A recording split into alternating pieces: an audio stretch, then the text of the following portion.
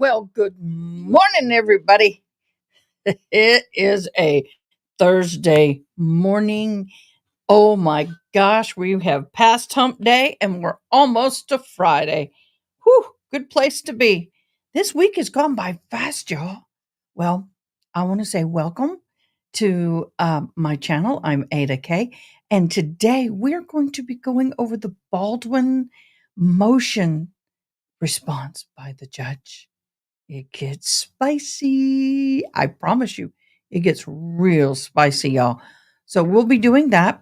And then we're going to go from that and we're going to go in straight into the Tellus trial. Excuse me, tongue twisted Tellus trial. And that is the cleanest run trial I've ever seen in my life. I think I only counted 4 objections yesterday out of a whole day. Hi, Melanie. Oh my gosh. Oh, thank you. I have never worn had bandanas, scarves, whatever you want to call them. I have never worn them. And my light's not working. And so a friend of mine wears them all the time. And I saw this hanging in my closet and I thought, I'd give it a try. Not too sure what I like or not, but thank you very much. I appreciate it. I hope you had a good night's rest. Got our coffee. And so, with that, let's run our intro and get going on today. It's going to be a long, fabulous day. Hey, y'all, I'm Ada K.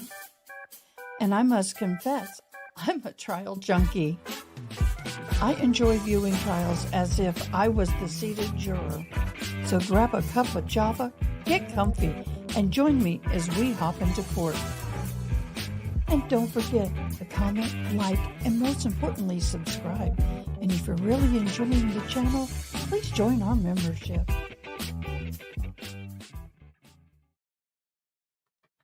You caught me. You caught me. Putting lips on. I know. My lips weren't quite bright enough. I thought I had to put more color on. Get a little more pinky today. My watch keeps going off. Y'all drive me crazy. Hi, ADH Jelly Bean Leonard. Hi, welcome. Oh my gosh, y'all are awesome. Thank you. I guess I am kind of cuting it today, aren't I? A little too pink for my liking. There we go. Mo better, as they say. How are you guys doing today? So, we are going to be doing the 2 things today. So between now and 1 o'clock, sure, we'll be doing the Alec Baldwin. And if we have time, we're going to go into the Sarah Boone status hearing that was held yesterday. That was interesting. And then at 1 o'clock, and this is Central Standard Time, guys, by the way. I don't know where all of y'all are from. Where are you from? Share where you're from. But if you can, then we're going to go straight into the Tellus trial. I'm trying to get this is bothering me. So I know it was spicy in both cases. I know other people have covered all this. I understand. How's my sound, you guys? Oh, Ohio. Oh my gosh, 3 Eastern. Cool. Is my sound good okay? It was a little loud yesterday, so I turned it down. Every day it varies. You know how technology is. Nothing stays the same. So what we're going to do is we're going to go ahead and start diving in. We're going to dive in to this. And I'm going to have to kind of manipulate a few things a little bit, y'all. Give me a momento. Awesome. Good. I'm glad it looks great. Awesome. And I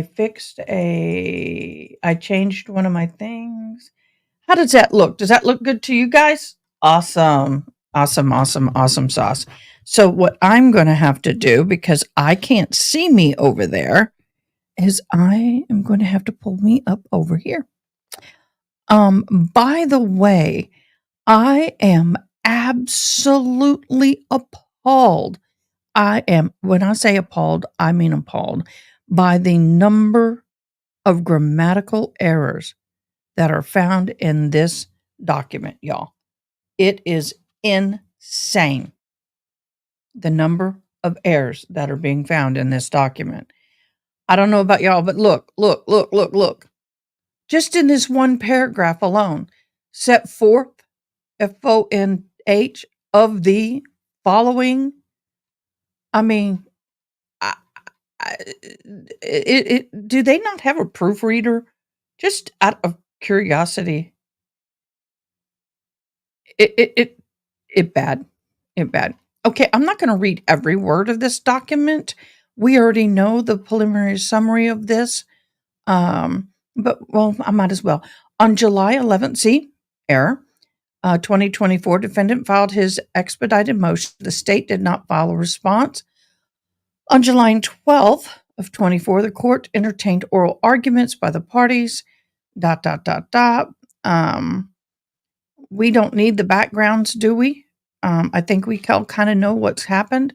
So I'm going to skedaddle through that. As if you guys don't know, I'm in Texas. Look at this. Another grammatical error.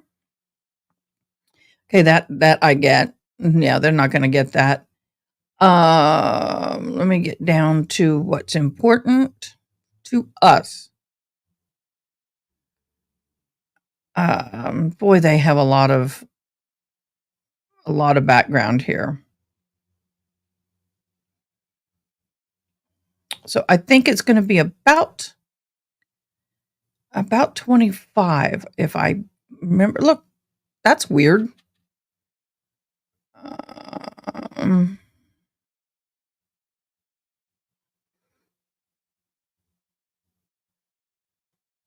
So I do want to talk about a few things with this case, but okay, here's where I want. Okay, a few things about this case. Number one, yeah, they should have a proofreader, Miss ADHD Jellybean Leonard. They definitely need a proofreader. Oh my gosh, I cannot believe these documents get to the court in the condition they are. I'm dyslexic, and if I'm catching it, girl, we got a problem. And so that's an interesting little tidbit there. Some of the things that get me about this trial, number one, is that Morrissy, she is unhinged. Unfreaking hinged.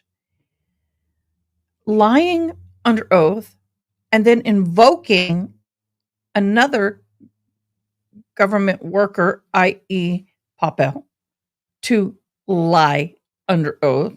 And then I loved the lead investigator throwing her butt under the bus.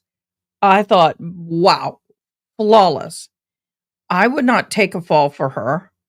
And the thing is that she knew darn well it was filed under a different number.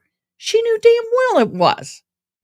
Don't look at me and tell me you did not know this at all. That doesn't fly. Because she's in charge of this case. And for her to stand there and throw all of the PD under the bus and the investigators, that to me was just downright. I mean, if you're going to lie and be unethical and be immoral, don't take others down that road with you. That's not cool. Now they are on the Brady list. I'm sure they're all going to be on that Brady list. There is no way that they're not going to be on the Brady list. And that is going to correct that. Well, no, whether they are or not, it's going to destroy their careers. They may not lose their job, but when they go up for promotions, it's going to affect them. And it affects their reputation within the community. I mean, this woman has no idea what damage she has done to this department. Hold on.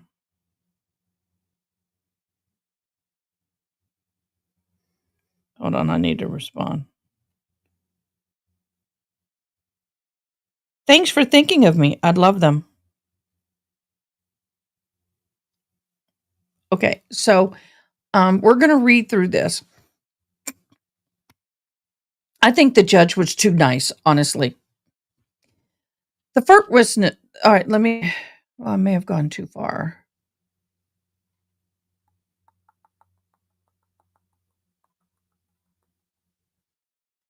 Okay, I'm waiting for the judges. Let me go back. I'm trying to find it, guys. This is a big document. This is a big document.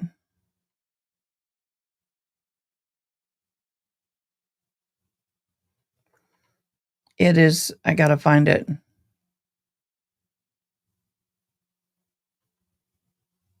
Because I want to get to the judge's response. That's where I'm trying to get to.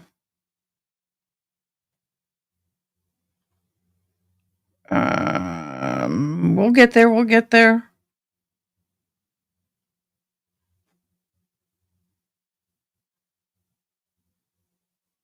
I apologize. Thought I had it.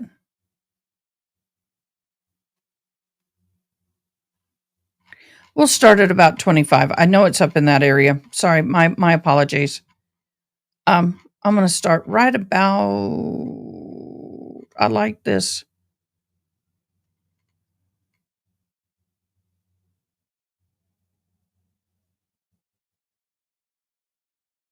Okay, I want to start here because I want to talk about this.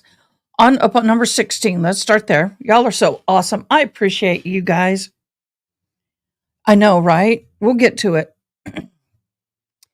Okay, number 16. On redirect, the prosecution identified Good Samaritan as Troy Teskey, a close friend of Hannah Gutierrez Reed's father. At 2:26, between 8 to whatever, okay, an effort to rebuke the defense's cross-examination, Special Prosecutor Morrissy, I'm just going to call her Morrissy because I don't want to give her that honor, elicited the following testimony from CTS Poppell. Miss Morrissy, and let me ask you, Miss Poppell, the ammunition that the Good Samaritan, Mr. Teskey, the close friend of Hannah Gutierrez's dad, that ammunition he brought to you after her conversation, you still have it, Miss Poppell? Yes. Morrissy, you can bring it here and you can show it to the jury. Well, yes. And they can see it for themselves, and it does not match the live ammunition from the set of Russ. More errors. Yes, Morrissy. And it is obvious. Just when you look at it, it's not. Miss Poppell, yes. I want to add the voices in here, y'all. I want to do the voice changes so dang bad, but I don't know if y'all could tolerate it. Okay, the following, Poppell, look at that testimony. Defense alerted the court to their intention to file a motion regarding the state's failure to disclose to the defendant the supplemental report and making available the Teskey supplement supplied ammunition for review by the defendant. Well, it can be done. So I'm going to do Miss Morrissy is going to be the high pitch, and Poppell will be the low pitch. Okay. Let's skedaddle down here. The state arguments primarily focused on the purported provenance of Teskey supplied ammunition. State Morrissy offered. Miss Teskey, is Belle Reed's close friend and Mr. Teskey's store Mr. Reed's ammunition? Can y'all hear that little high pitch? Mr. Teskey is a retired police officer who has a whole bunch of security at his property. So Belle Reed has 300 rounds of live 45 caliber ammunition, and he and Seth Kinney are hired by the prosecutors to show. Okay. Special Prosecutor Morrissy continued. So they got hired to do what's called a cowboy training on the set of 1883. So, the cowboy training is where gun experts that bring Tel Reed and Seth Kinney to take the actors to shoot real guns with real ammunition. Further Prosecutor Morrissy. When they originally went to the cowboy training camp in Texas, they didn't take all of the Thel ammunition. They took certain amounts of it, and Thel left some in Troy Teskey's garage. All of this ammunition came from the same place. This was all from basically the same batch of ammunition that Thel Reed had that he got from an ammunition manufacturer in Kingsman, Arizona named Joe Swanson. He elaborated that Tel Reed and Seth Kinney take 300 of his rounds and they to go to the cowboy training camp. Seth Kinney then takes the leftover rounds back to BDQ. With respect to Teskey supplied ammunition, the prosecutor further explained. I don't know what's going on with this. This is driving me crazy. Photograph of the sample ammunition in Mr. Teskey's possession. The photograph that was sent to Corporal Hancock and the Special Prosecutor Morrissy also received a copy of that photograph. The prosecutor proffered. When you look at that photograph, and I'll blow it up for you, you can tell they're not similar to the live rounds that were found on the set of Rush. Furthermore, Prosecutor Morrissy states, I came into this case. I looked at the ammunition, and it was taken from PDQ. I understand from the witness that the ammunition was sourced originally from Tel Reed. It was sourced from Hannah's dad.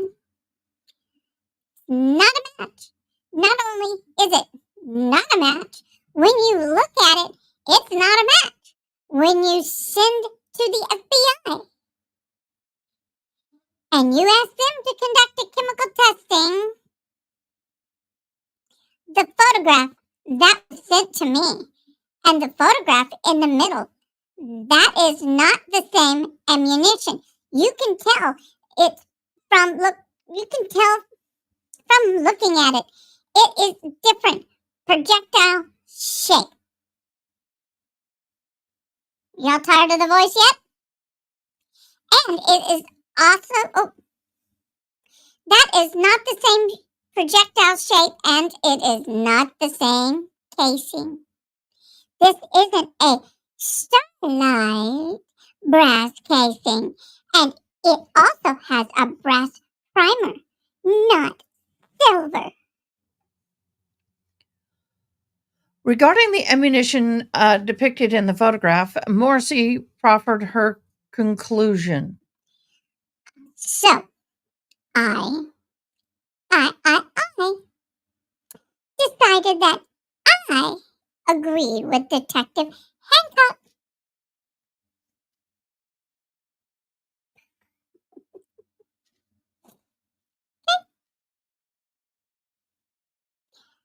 That this is no evidentiary value.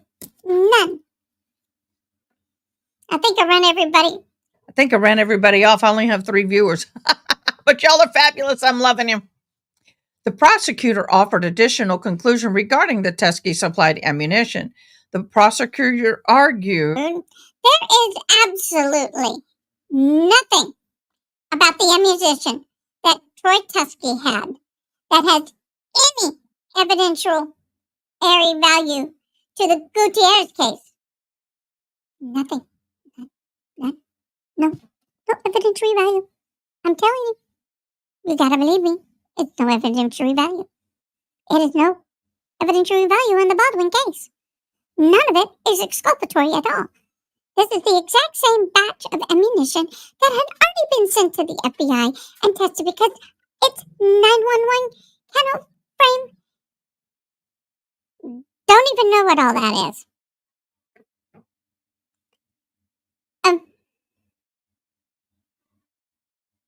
What the hell?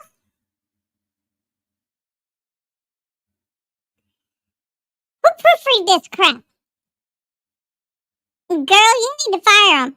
Oh, you need to fire yourself. After arguments by parties, the court conducted evidentiary hearing. The court ordered that the Teskey supplied ammunition be produced for the inspection, as well as a previously undisclosed supplemental report prepared for connection with the SSFO collection of the Teskey supplied ammunition. Oh, that got nasty. The first witness called was CST Poppell. For CST Poppell gave testimony that the court reviewed the undisclosed supplemental report. Of the critical importance, the supplemental report document that CST Poppell collected from Troy Teskey. Oh, that's a cat. 3. Starline brass 45 Colt with silver color primer brass color coatings. Further, the court asked the CST Poppell to identify the Teskey supplied ammunition that fits this description. The court visually inspected the ammunition. Therefore, the court asked CTS Poppell, I'm going to have fun with this. Do you recognize any of these type of bullets to have been gathered on Henniger's the Rust set? Poppell responded, the Starline brass, which is silver primered, are similar to what was collected on the set. The second and third witness called were Seth Kinney and Corporal Alexandria Hancock. Both the state and defense asked Seth Kinney questions about the ammunition once possessed by Troy Teskey, how some of the ammunition was used during the cowboy. Are you kidding me? Ended up at Seth Kinney's business. Additionally, some of the defense questions thought to establish a progressive trial demonstrate the relevancy of the Teskey supplied ammunition. We're going to forego some of that. Yeah.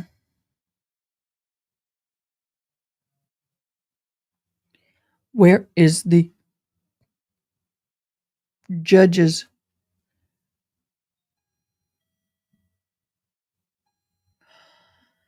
Analyzing the ruling over of law. Okay, another. God, get a proofreader. In New Mexico, assertion of the Brady violation is an allegation of. Hold on, guys.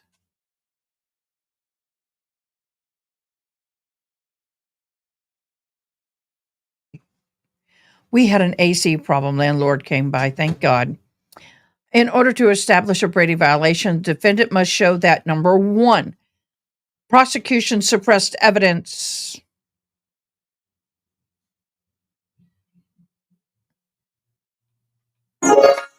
Did you hear, guys? I need a response. Did y'all hear that? I did a chime. Once again. Let me know if you heard it. Oh, wait a minute. I can put my volume up. I can do this. Again?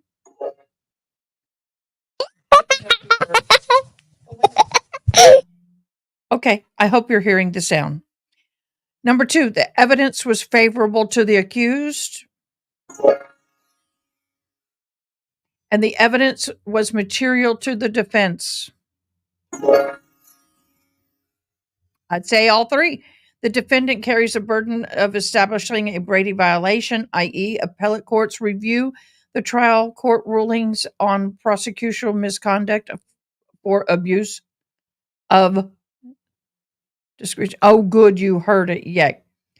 The first element requires a proof that the prosecution suppressed or withheld the evidence in question. It does not require a finding of bad faith or any culpable state of mind in the part of the prosecution. Okay. The second Brady violation. Oh, let me go back to that. Morrissy kept saying intentionally. I didn't intentionally do it, Your Honor. Your Honor, I didn't intentionally withhold it. I didn't know they put it under a separate case number. I don't know how the police and the sheriff department handles their evidence and processing procedures. I am not a part of that department. I am a special prosecutor. I am not a part of them. They do them, I do me. My intentions were not to do that. Please, doesn't matter what you intended. I intended to win the $1 million when I bought a scratch-off lottery ticket. It didn't happen. Doesn't matter what you intend. Hey, Hula Brit. Who is it? Hello, it's Brit, or hello? Hello, it's Brit. I love you, Brit. You're great. Appreciate you so much. So technically, your intentions are worth less than the toilet paper you used to wipe your butt. The second Brady violation is whether the suppressed evidence was favorable to the accused, either as an impeachment or an exculpatory evidence. The evidence is material under Brady only if there is reasonable probability. I'm sorry, my puppers brought one of her toys under my desk and didn't know it was there. Had evidence been disclosed to the defense, the result of the proceeding would have been different. Think.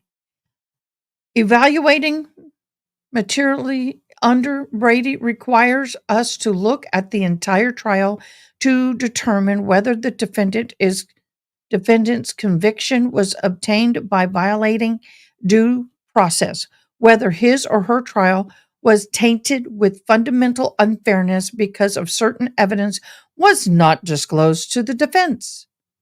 Citation and material quotation marks omitted.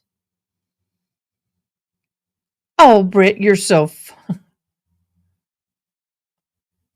Oh, hello. I like it, Miss Britt. I like it, Britt. But okay, let me scroll up and scroll back down and scroll down and scroll back up, and that line is there. I can't do anything about it. Discovery of the evidence during trial requires evaluation of whether the late tender had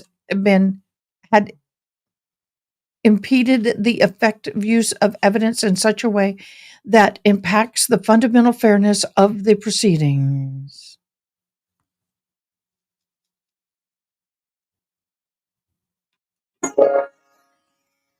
Bingo. I'm going to do that when that. Oh, by the way, the chimes mean truth. Yep, I agree. Overview of the pertaining of the discovery violation. Trial courts possess a broad discretionary authority to decide what sanctions to impose when a discovery order is violated. Ooh.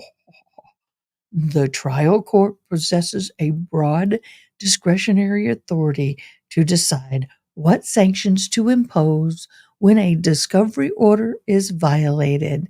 Oh, this is going to be good. Courts must evaluate the considerations identified in Harper, culpatory, prejudice, and lesser sanctions when deciding whether to impose a sanction for discovery violations. In pursuant to Salale versus Harper, the assessment of sanctions depends on the extent of the government culpability, weighed against the amount of prejudice to the defense. Oh, we're not going to read everything. Our case law generally provides that the refusal to comply with the district court and discovery order only rises to the level of exclusion or dismissal when the state's conduct is especially culpable. such as where evidence is unliterally withheld by the state in bad faith, or all access to the evidence is precluded by the state in I can't say that word. Sorry, guys. Dyslexia kicking in. Prejudice must be more speculative. The party claiming prejudice must prove prejudice. It is not enough to simply assert prejudice when discovery has been produced late. Prejudice does not accrue unless the evidence is material and the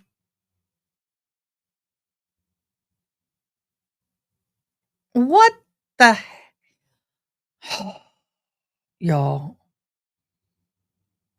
lawyers need to get an English degree and get a class in how to read and edit their own papers.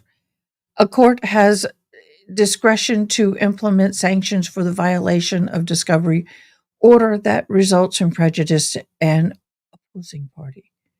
The trial court, that should be a comma, not a period, should seek to apply sanctions, if there should be one there at all, that affect the evidence at trial and merits the case as little as possible.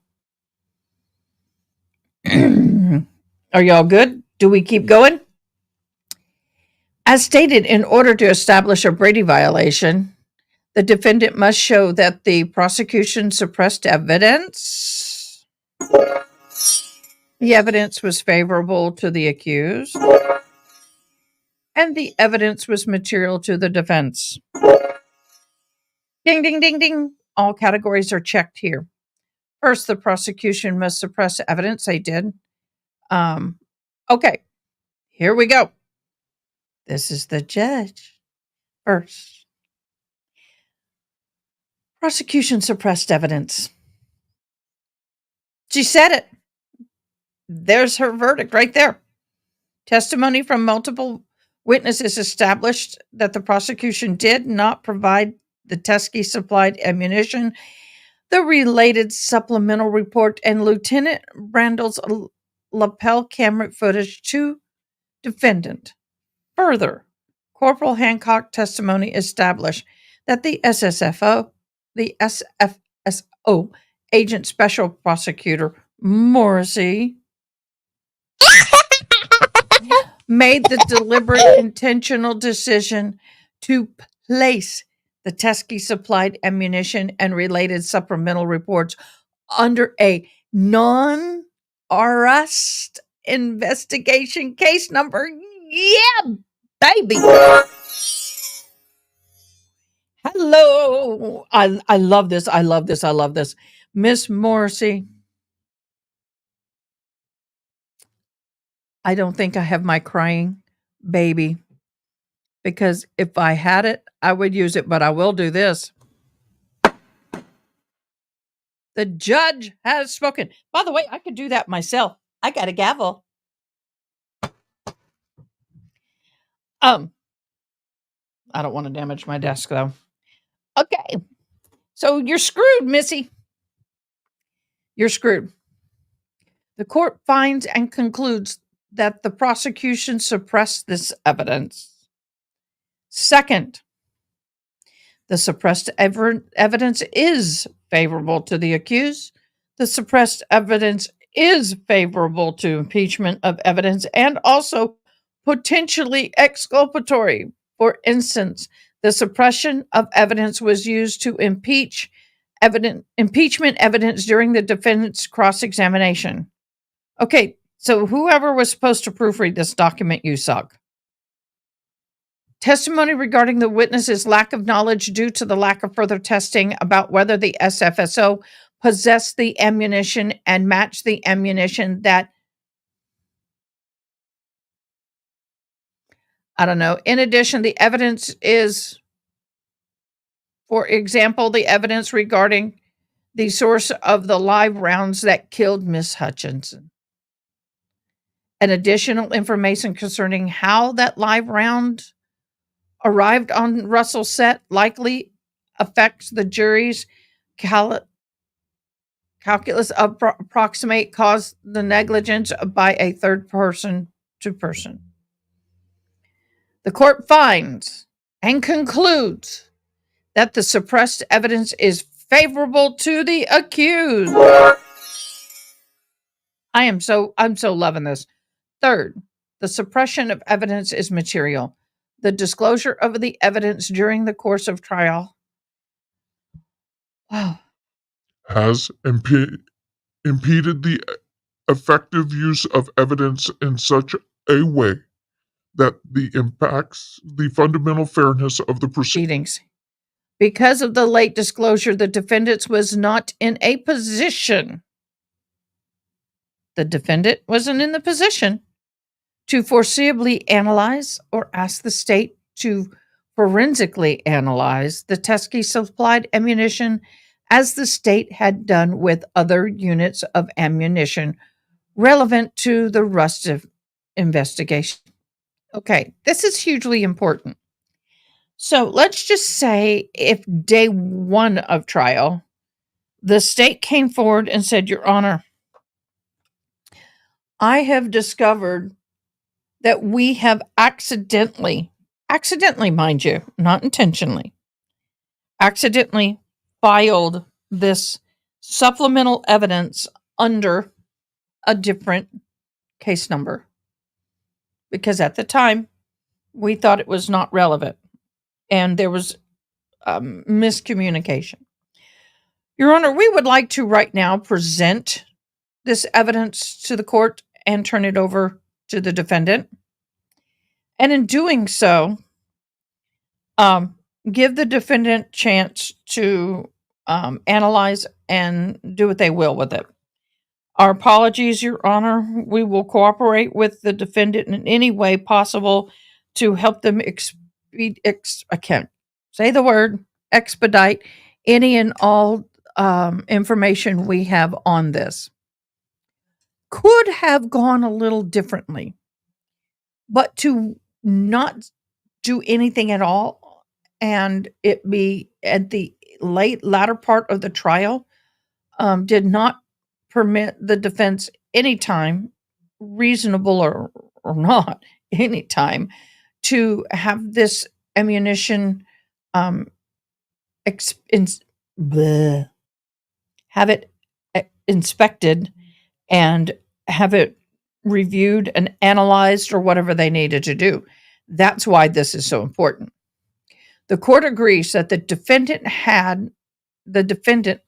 court agrees with the defendant that had the defendant had access to the Teskey supplied ammunition before the third day of the trial, the defendant would have altered its approach to his preparation to trial and to trial itself. Court finds that the suppressed evidence is material. Therefore, the court finds and concludes that the defendant established by a Brady violation, which amounts to the prosecutional misconduct.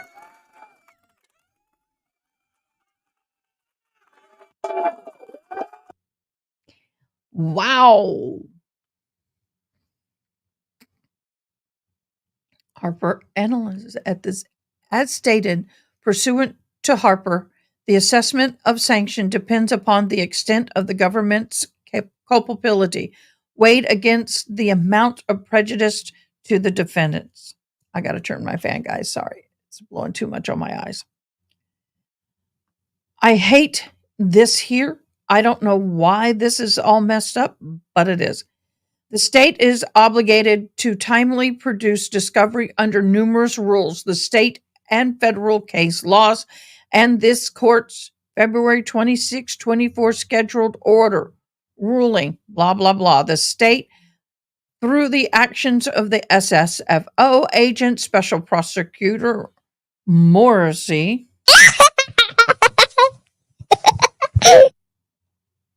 sorry, not sorry. Sorry, not sorry. Intentionally and deliberately withheld the evidence from the defendant when deciding to place the supplemental report and Tuskegee supplied ammunition in a non-rust investigation case number. In addition, at least one member of the prosecuting team, i.e., Poppell, knew the physical characteristics and the attributes of the Tuskegee supplied ammunition. I don't think at least one. I'm sure Miss Morrissy knew. Any perpetrated mistake, belief by the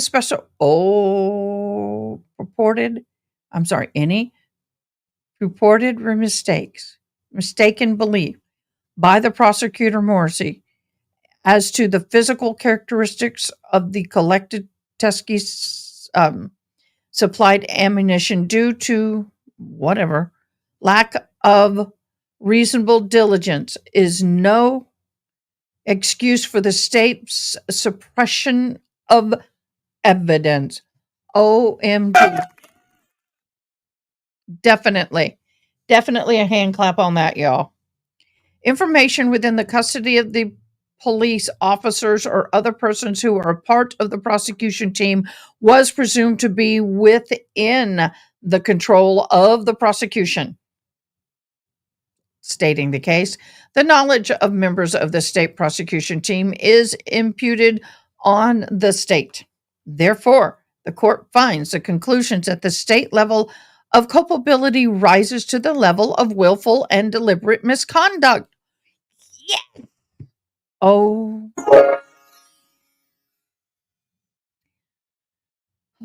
This is so good. I would love to have seen this go down in an actual courtroom and have Morrissy standing there while the judge chewed what little butch that woman has off. Hello, Miss Ronnie. As to prejudice, the court concludes the defendant has established that he is prejudiced by the late disclosure and the coterminous discovery order violations. I'm sorry, guys. I don't know. Specifically defendants.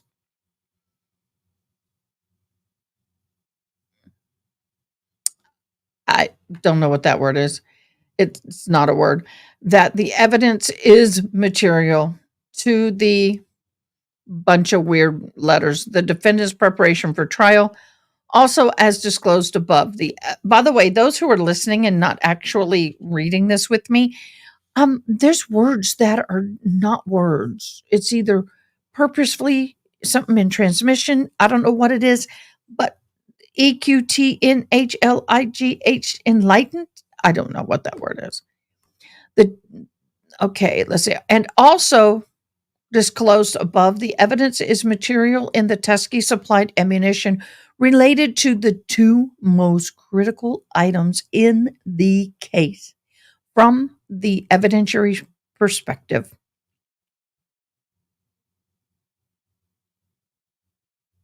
I have no idea what was going on in this, but there's no proofreading in this, or I don't know.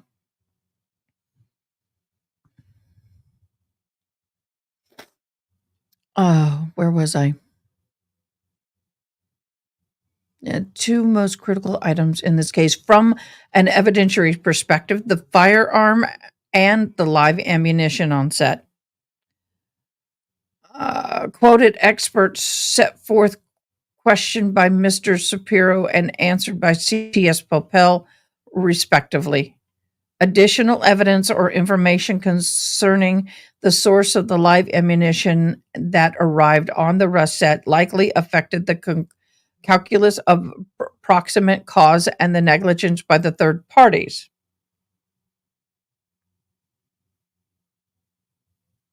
I think EDB, she submitted it like AT the deadline, so she probably didn't have time.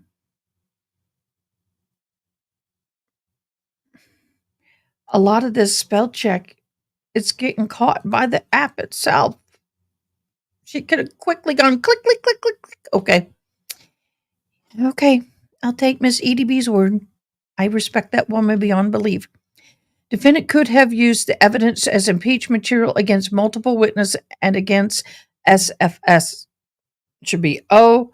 Investigate generally the late disclosure of this evidence undermines the defendant's preparation for trial. Therefore, the court finds the defendant was prejudicated by the state's late disclosure.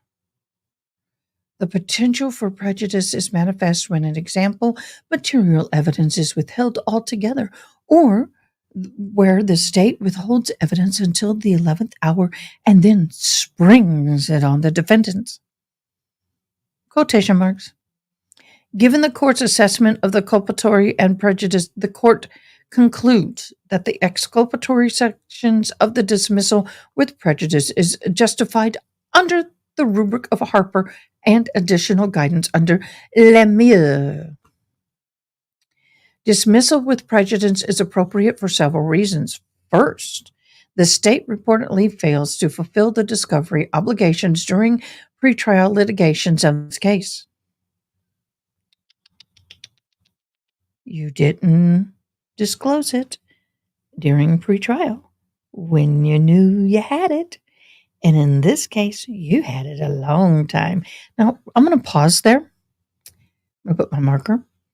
Let's talk about the difference between the Gutierrez versus the Baldwin. Miss Gutierrez's lawyer knew this evidence did exist and chose not to use it.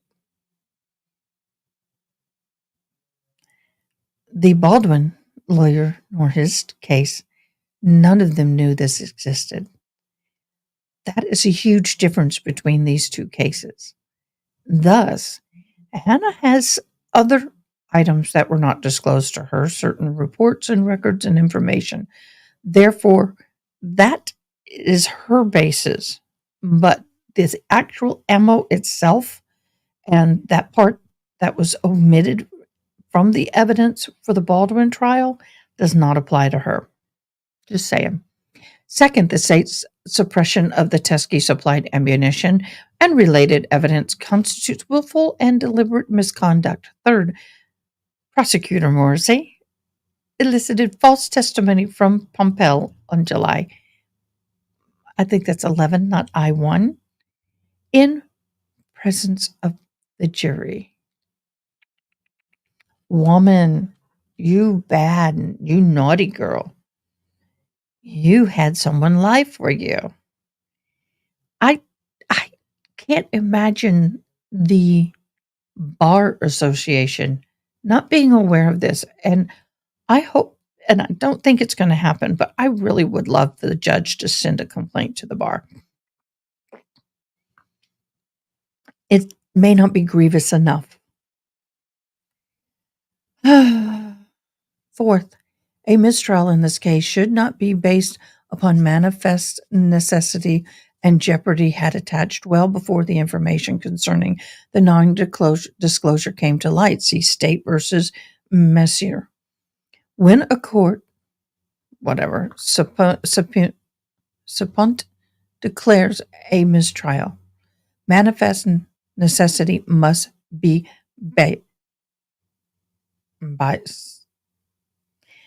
forgive me, guys.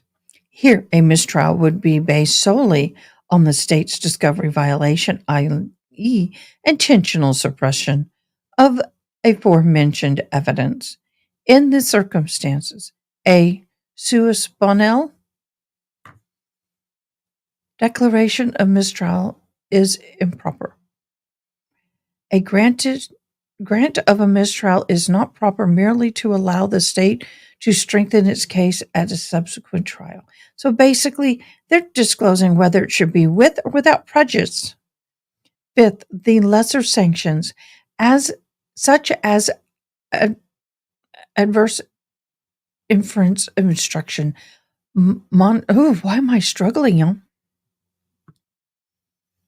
Monetary sanctions, continuance, or reprimand would not cure the fundamental unfairness of the state's misconduct and its reverberation in this trial had infused into the proceeding. Oh my gosh, y'all, I'm going cross-eyed. Okay, sorry about that, guys. Basically, what they're saying is they can sit there and give further instruction. They can get a monetary sanction.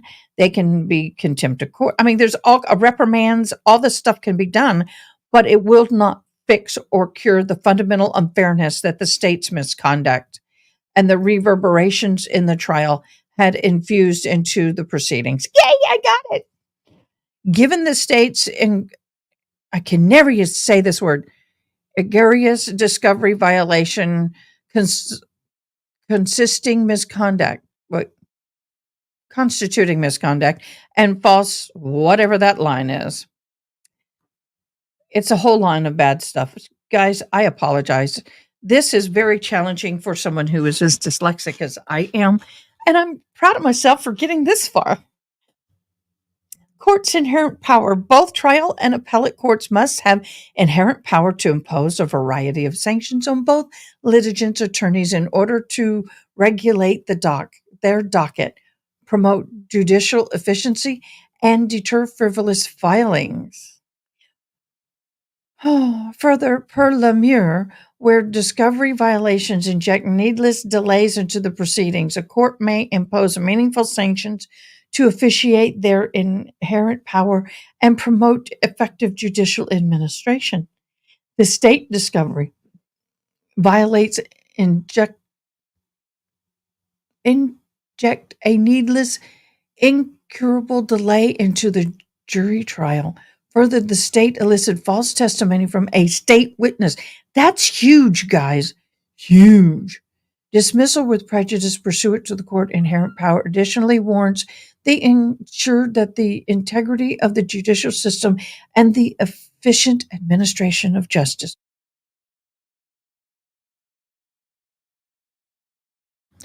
Therefore, the court grants, Alec Baldwin, the expedited motion, expedited motion for dismissal and sanctions under the Brady Gigolo Rule 5-501. Y'all, this feels like a freaking Monday to me. It is therefore ordered. Alec Baldwin, expedited motion for dismissal and sanctions under the Brady Rule 5-501 NMRA is hereby granted. It is further ordered that the above captioned cause is hereby dismissed with prejudice. Mary Marlowe Summers, District, George District 8, certification date sent to all involved. We are done, dun, dun, dun, dun. Boy, that timed out perfectly. Wow, y'all. Wow, that is like huge, glorious, huge. None can deny it. I want to look at something. Veronica. I want to see what this is.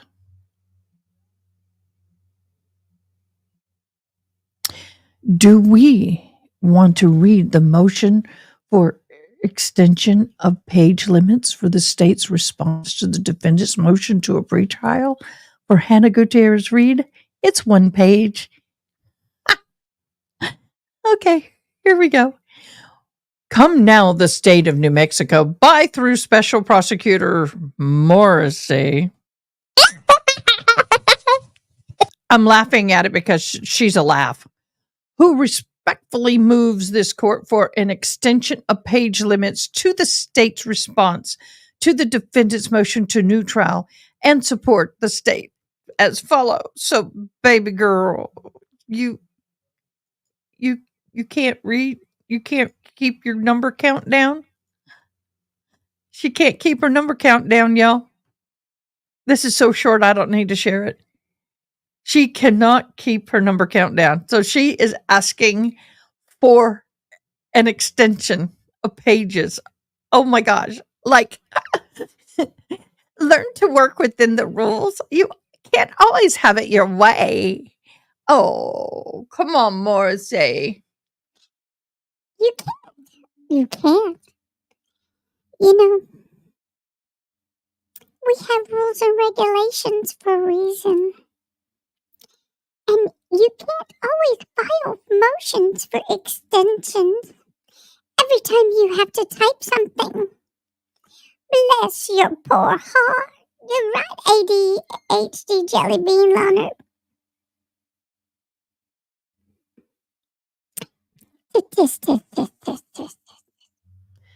Okay. Number 1, the defendant was granted leave of the court to file her motion for a new trial in excess of the page limits, and the state requests the same in its response. Oh, so you think that what's good for the geese is good for the gander? Okay. Number 2, on the local rule LR1-305, motions cannot exceed 10 pages. Girl, if I wrote a motion against you after your behavior, it would exceed 100. The motion is currently 34 pages longer with a header, conclusion, and certificate of service not included in the exhibit. Oh, well, thanks, the expert. I'm going to do something. Give me a momento. I didn't do this, and I should have. I didn't do it. I usually do. Oh, my bad. Let me share. Here's what we look like. This is my workspace. Just thought you might like this. I have people who keep asking me, so I thought I'd say, I got a iPad Pro 12, 2 screens, another iPad. I have the Rode, Stream Deck, and others. Oh, thank you. Welcome to our channel. I appreciate you, and I am so blessed to have you. Thank you so much for joining me. And now I got to pull up that document again. There it is. And third, Attorney for the defendant, James Bowles, has no objection to the relief sought in this motion, Your Honor. wherefore the state of New Mexico respectfully requests the court to enter an order allowing an extension of pages to 34. A magical number. Magical number. Isn't that interesting, y'all? So I'm sure we're going to have more stuff come down the pike. So, the expert, are you a channel like us? I know. I'm do you know what's the most impressive part of my room? My coffee bar. I have a coffee sponsor, and guess what? I love them. Hey, y'all, please help me welcome the Hitchman Homestead Coffee. They are fabulous. They have many different blends of freshly roasted, freshly ground coffee. They have a monthly club where you get 4 bags for $40 or a Keurig option. Also, they just came out with a half and half. Oh my gosh, I absolutely love it. So do me a favor. Go down to the link below at hitchmanhomestead.com. Order you some coffee and show them some love. Yes, y'all. And I'm drinking it right now.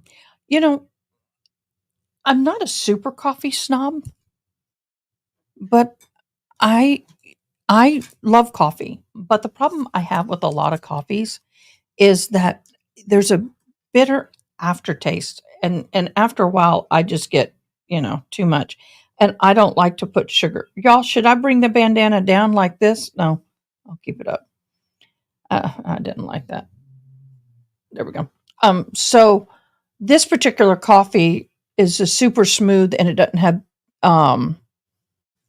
any bitterness to it. The reason why, it's freshly roasted and freshly ground. So that is a huge, huge, huge, huge deal. That makes a very big difference in your coffee. It really does. It makes a huge difference. I'm a creator, I guess, more of a goofball. Oh, wow. Well, hold on. I got to get my son. I have a kitten crying outside the door, driving me bat crazy. And I got to get her. Well, I guess my hair kind of does look cute like this, doesn't it? I've never worn it like this. Well, we welcome you. Please comment, like, subscribe. We also just launched membership. We just, in the past month, got monetized. Monetized. Monetized, is that a word? So we just got monetized and we're excited about that. Oh, I didn't get my son's. I'm sorry. Sorry, son. Get him on the phone. It's the second time you called. What's up? Well, I'm calling because we have a kitten screaming at the door. I don't know if you fed her this morning, but okay, well, she's driving me crazy. Can you scoot, kitty, kitty? Please. Love you.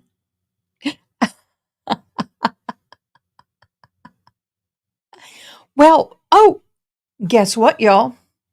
Okay, for those of you who are spiders scary, okay, mind you, this is really, a friend of mine's son is doing a science project, and they've asked us several people to catch little jumping spiders, and he's doing from north, south, east, and west of the United States and comparing them. So I said yes, and we have my spider right there. As you can see, she's right there. Well, I called her Pineapple. She is a female. I don't know if you can see, but she's starting to build. It's very small, very little right now, but she's starting to build what we call the hammock. I'm learning so much about them, you know? So she's building her hammock. The other little one I had to take out of the cage because it was too small. So he's in this little, I don't know if you can see him right there. I think it's a he. Oh! Holy crap! Matthew? Well, I didn't know you were in here, baby girl. Let me go let this critter out. Come on. Come on. I didn't know you were in here. Oh my gosh. She's in here. Yeah, and she jumped up on my back. Yeah, she wanted out. Well, I didn't see her. Feed her.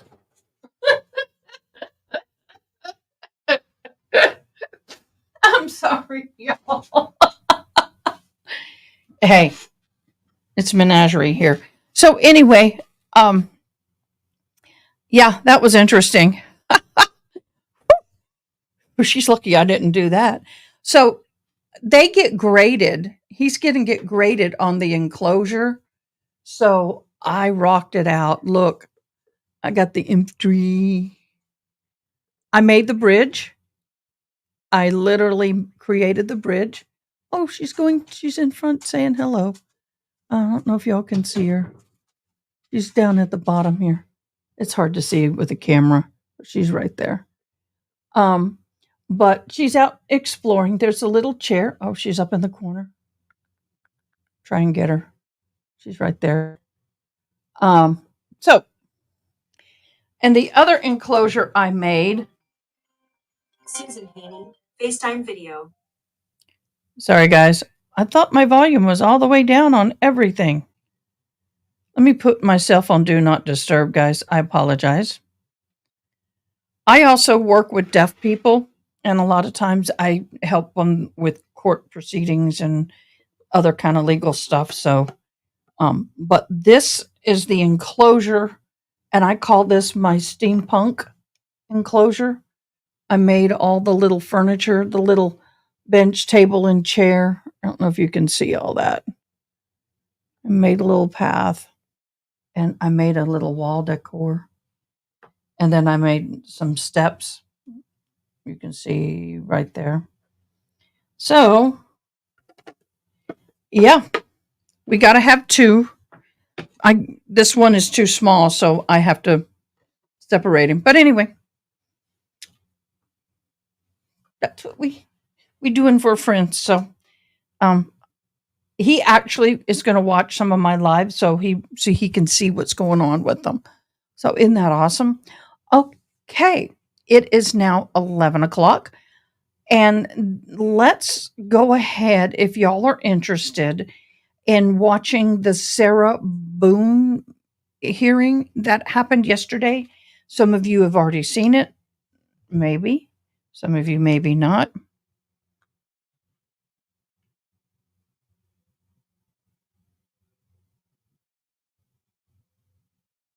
Really? 3D conversation?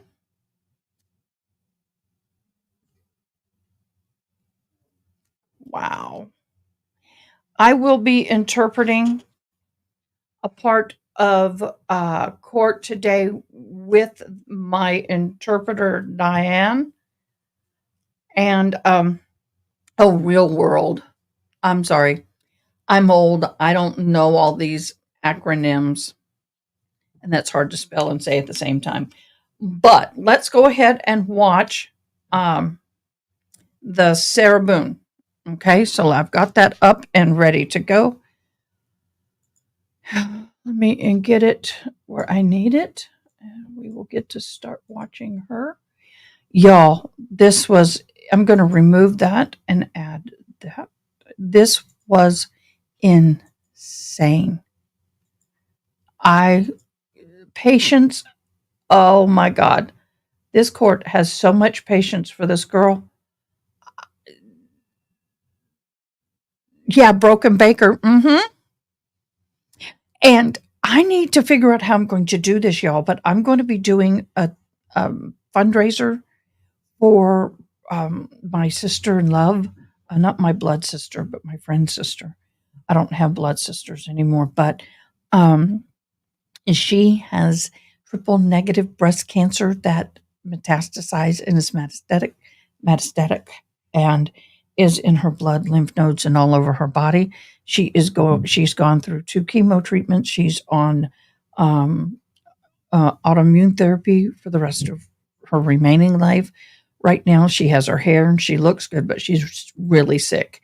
And they have to supplement and pay for the percentage, the 20% or whatever of all medical bills. And also, so I want to also bring awareness to some of the cancer myths. And so we're going to be doing a marathon. I got to figure out if it's going to be a 12, 18, or 24-hour marathon. And we're going to be able to do a fundraiser. So Miss the Expert, and I'm going to hope all of y'all join us, Broken Baker, and a lot of other people, but it's going to probably be in September. So want to bring, and I'm a 3-time cancer survivor. I'll be sharing about that myself. So I've had chemo 3 times, but I'm alive and I'm here and well. So let's get this embiggened and get ready to go. Now, y'all, I'm going to be throwing some sound effects because it's that funny. It's that funny. I got to do it. Got to do it. Here we go. Now, there is no sound up until minute 2. Here, you get close. I don't even know who this lady is.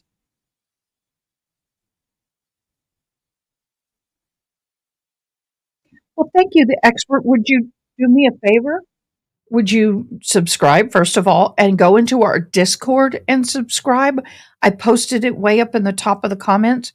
I'd love to be able to connect with you through Discord, and I'd love to support your channel. Put shout yourself out and put your channel down there. I want to go and check you out.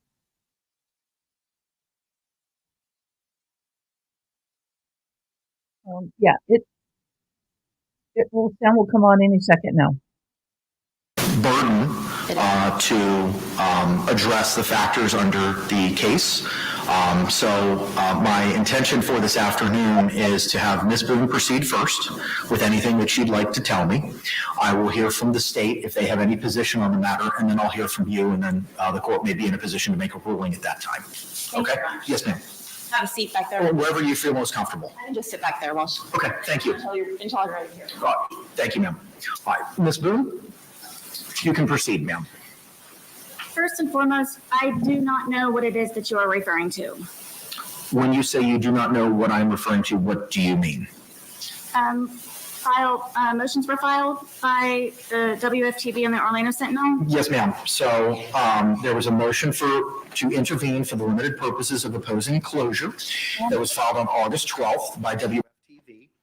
It was sent to you by U.S. mail at the correct inmate legal mail address on August the 12th. And the Orlando Sentinel's motion to intervene and notice of joinder was filed on August 13th. And it reflects, it said the certificate of service was August 13th, and it was sent to you at the same legal mail correspondence address at the Orange County Jail. Have you received either of those motions? I have not. Okay, I have copies. I think that's a copy. Oh, perfect. All right. And I do apologize on the Sentinel one, but the e-portal was down for a little while, so while we attempted to file it yesterday, it actually got filed. That's why I was saying it. The certificate of service reflects the 13th, but the filing information is of this morning. All right, Ms. Fugate has, I am pronouncing your name correctly, am I not? Yes, you did. Thank you. Ms. Fugate has provided copies of those motions. So Ms. Boone, if you'd like to take a look at those, feel free to take your time to review them. And then after you've reviewed them, I may have the opportunity to answer any questions you have about them if I can, and then we can proceed. Your Honor, there are also some circuit court cases that I know are in a report that might be hard to find. I have extra copies of those if anybody wants them. If you want to provide those to Ms. Boone as well, you can do so. Thank you. State, do you need a copy of them? Thank you. All right, thank you, sir.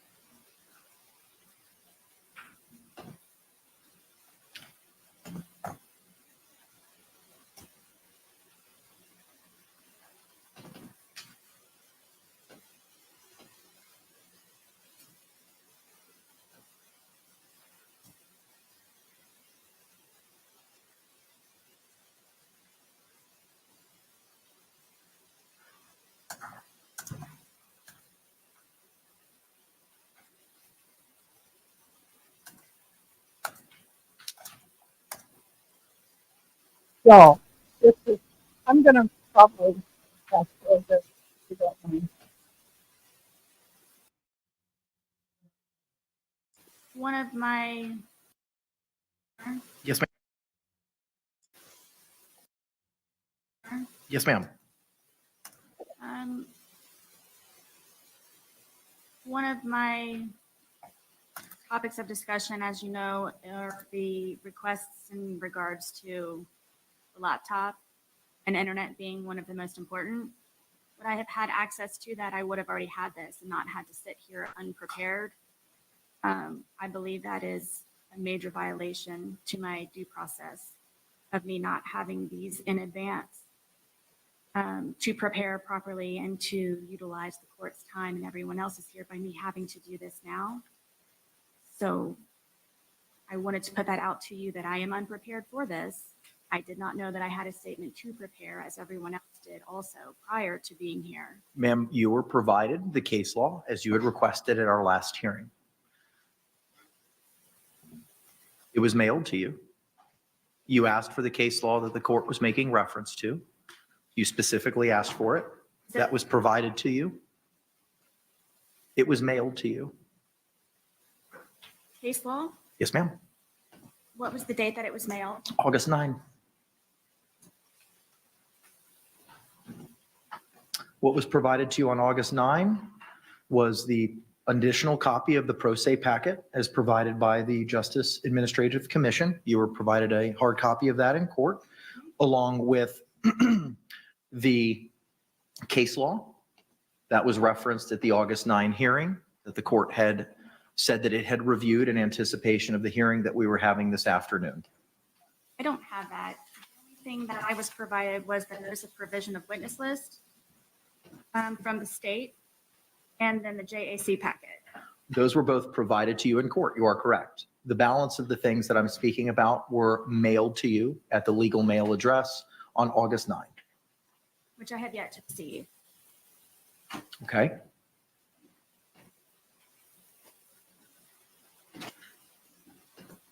Ma'am, with regard to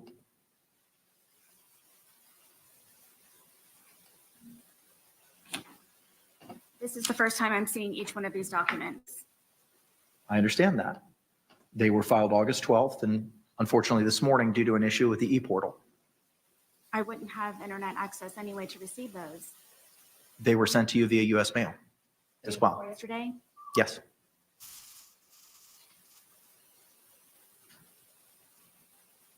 So you're not wasting the court's time? Okay.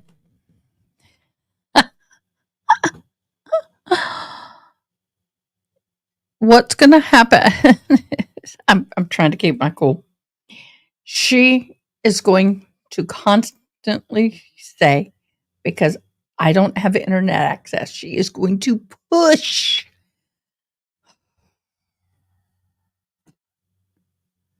Yeah, ain't that the truth? But this is going to get interesting. You can feel free to review those at this time.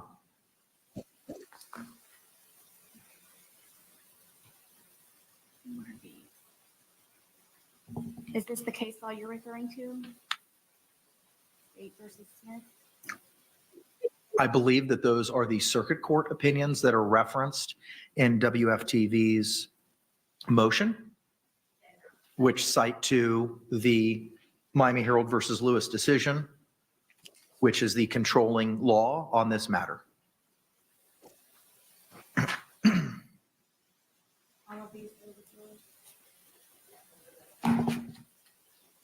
And these are mine to take. Thank you.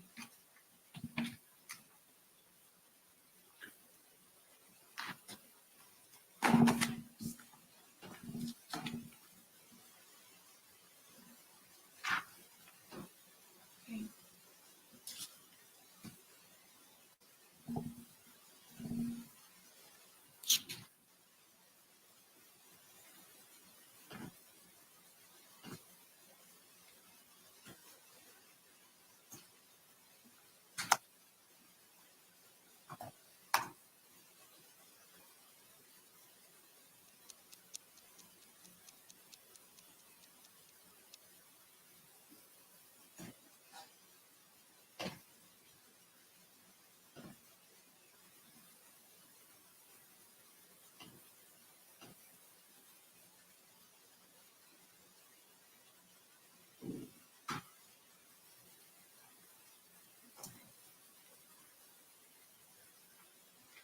No, she talks in and out of this, so I can't just fast forward because we'll miss something.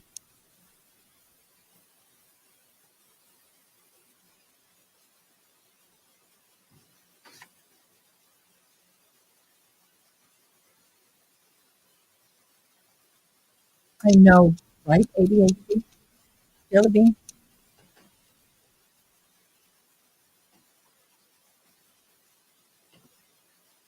If the ticking is making you a little anxious, it's stopping right now. It can take a minute. Okay, cricket.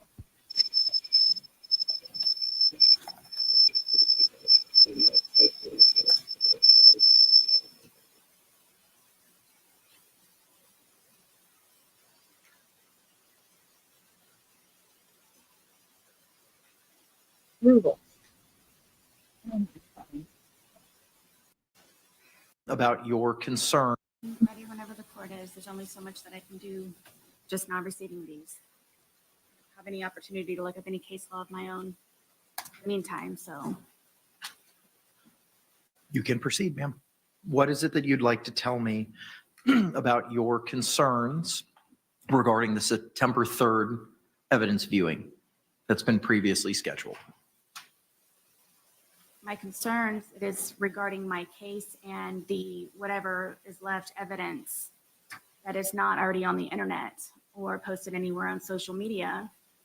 And I'm wondering what the reasons for the court, other than sensationalism and exploitation, the purpose would be for them to watch me look at the remaining bit of my evidence that has not been globalized.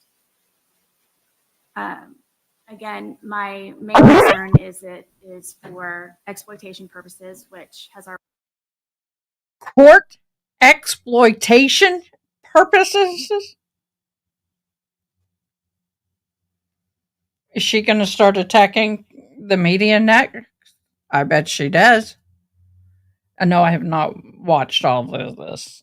I've kind of skimmed through it, but I didn't catch that.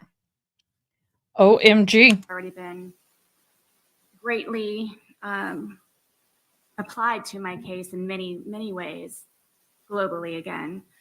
And I see on a couple of, on the motion to intervene for WFTDs, my question is, why is this an important criminal proceeding? I don't.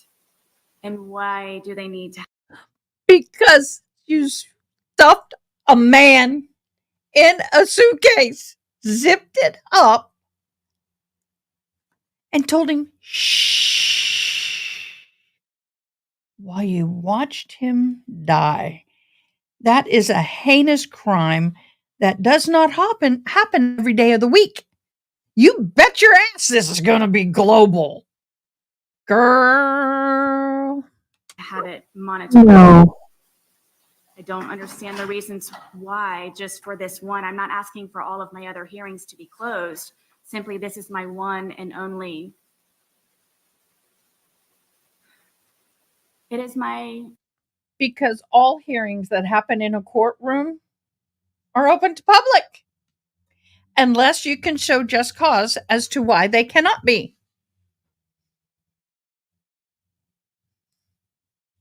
This is what happens when you do something stupid. Right to have some kind of privacy regarding my case. Nonetheless, Your privacy is gone, child.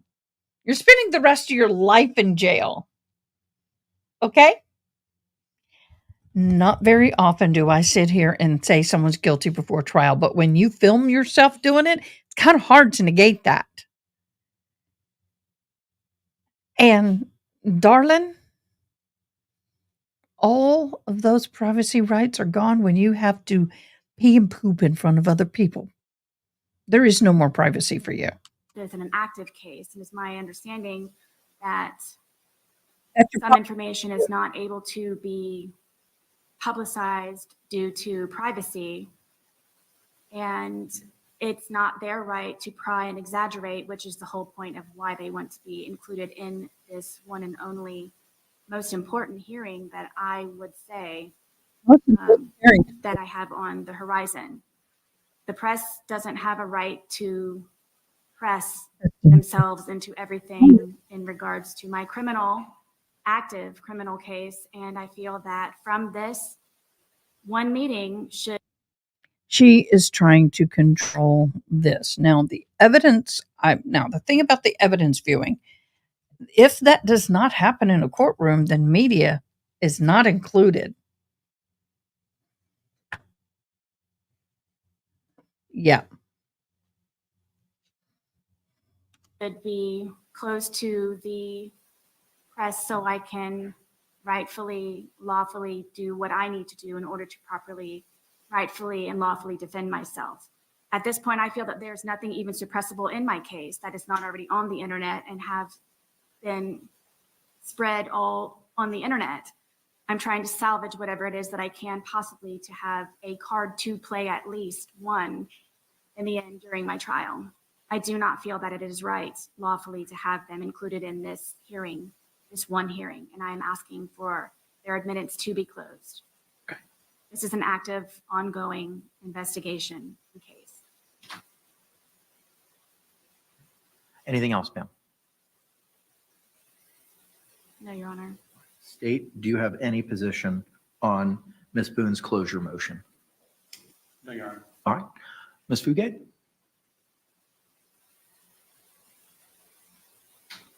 Thank you, Your Honor. I think Ms. Boone's argument really flips the question. It's not why the media wants to be there. What transpires in the courtrooms, even pretrial hearings, is public property, and there's a right to be there. I'm not going to go over the Lewis test because I know Your Honor knows it well, but it's a very strict standard, and it's the plaintiff's burden to meet. I haven't seen a case in Florida where a criminal case was closed on a defendant's privacy concerns. We're not talking about third-party privacy concerns or something that's not inherent in the proceeding. This is the evidence. And even with respect to the evidence and it being an active, still an active case, Florida law is clear that once discovery is provided to the defendant and accessible to the defendant, that becomes public record. That too becomes open to the public. So with respect to the first part of the analysis, I don't think the defendant has established that this hearing needs to be closed to protect her fair trial rights. Publicity isn't necessarily synonymous with prejudice. She has to show widespread, adverse, hostile publicity, and then specifically show why that publicity is going to be aggravated by access to the September 3rd hearing. The discovery in this case has been public. I'm not sure what specifically would be aggravated by access to the hearing. So I don't think she's met that first burden under Lewis.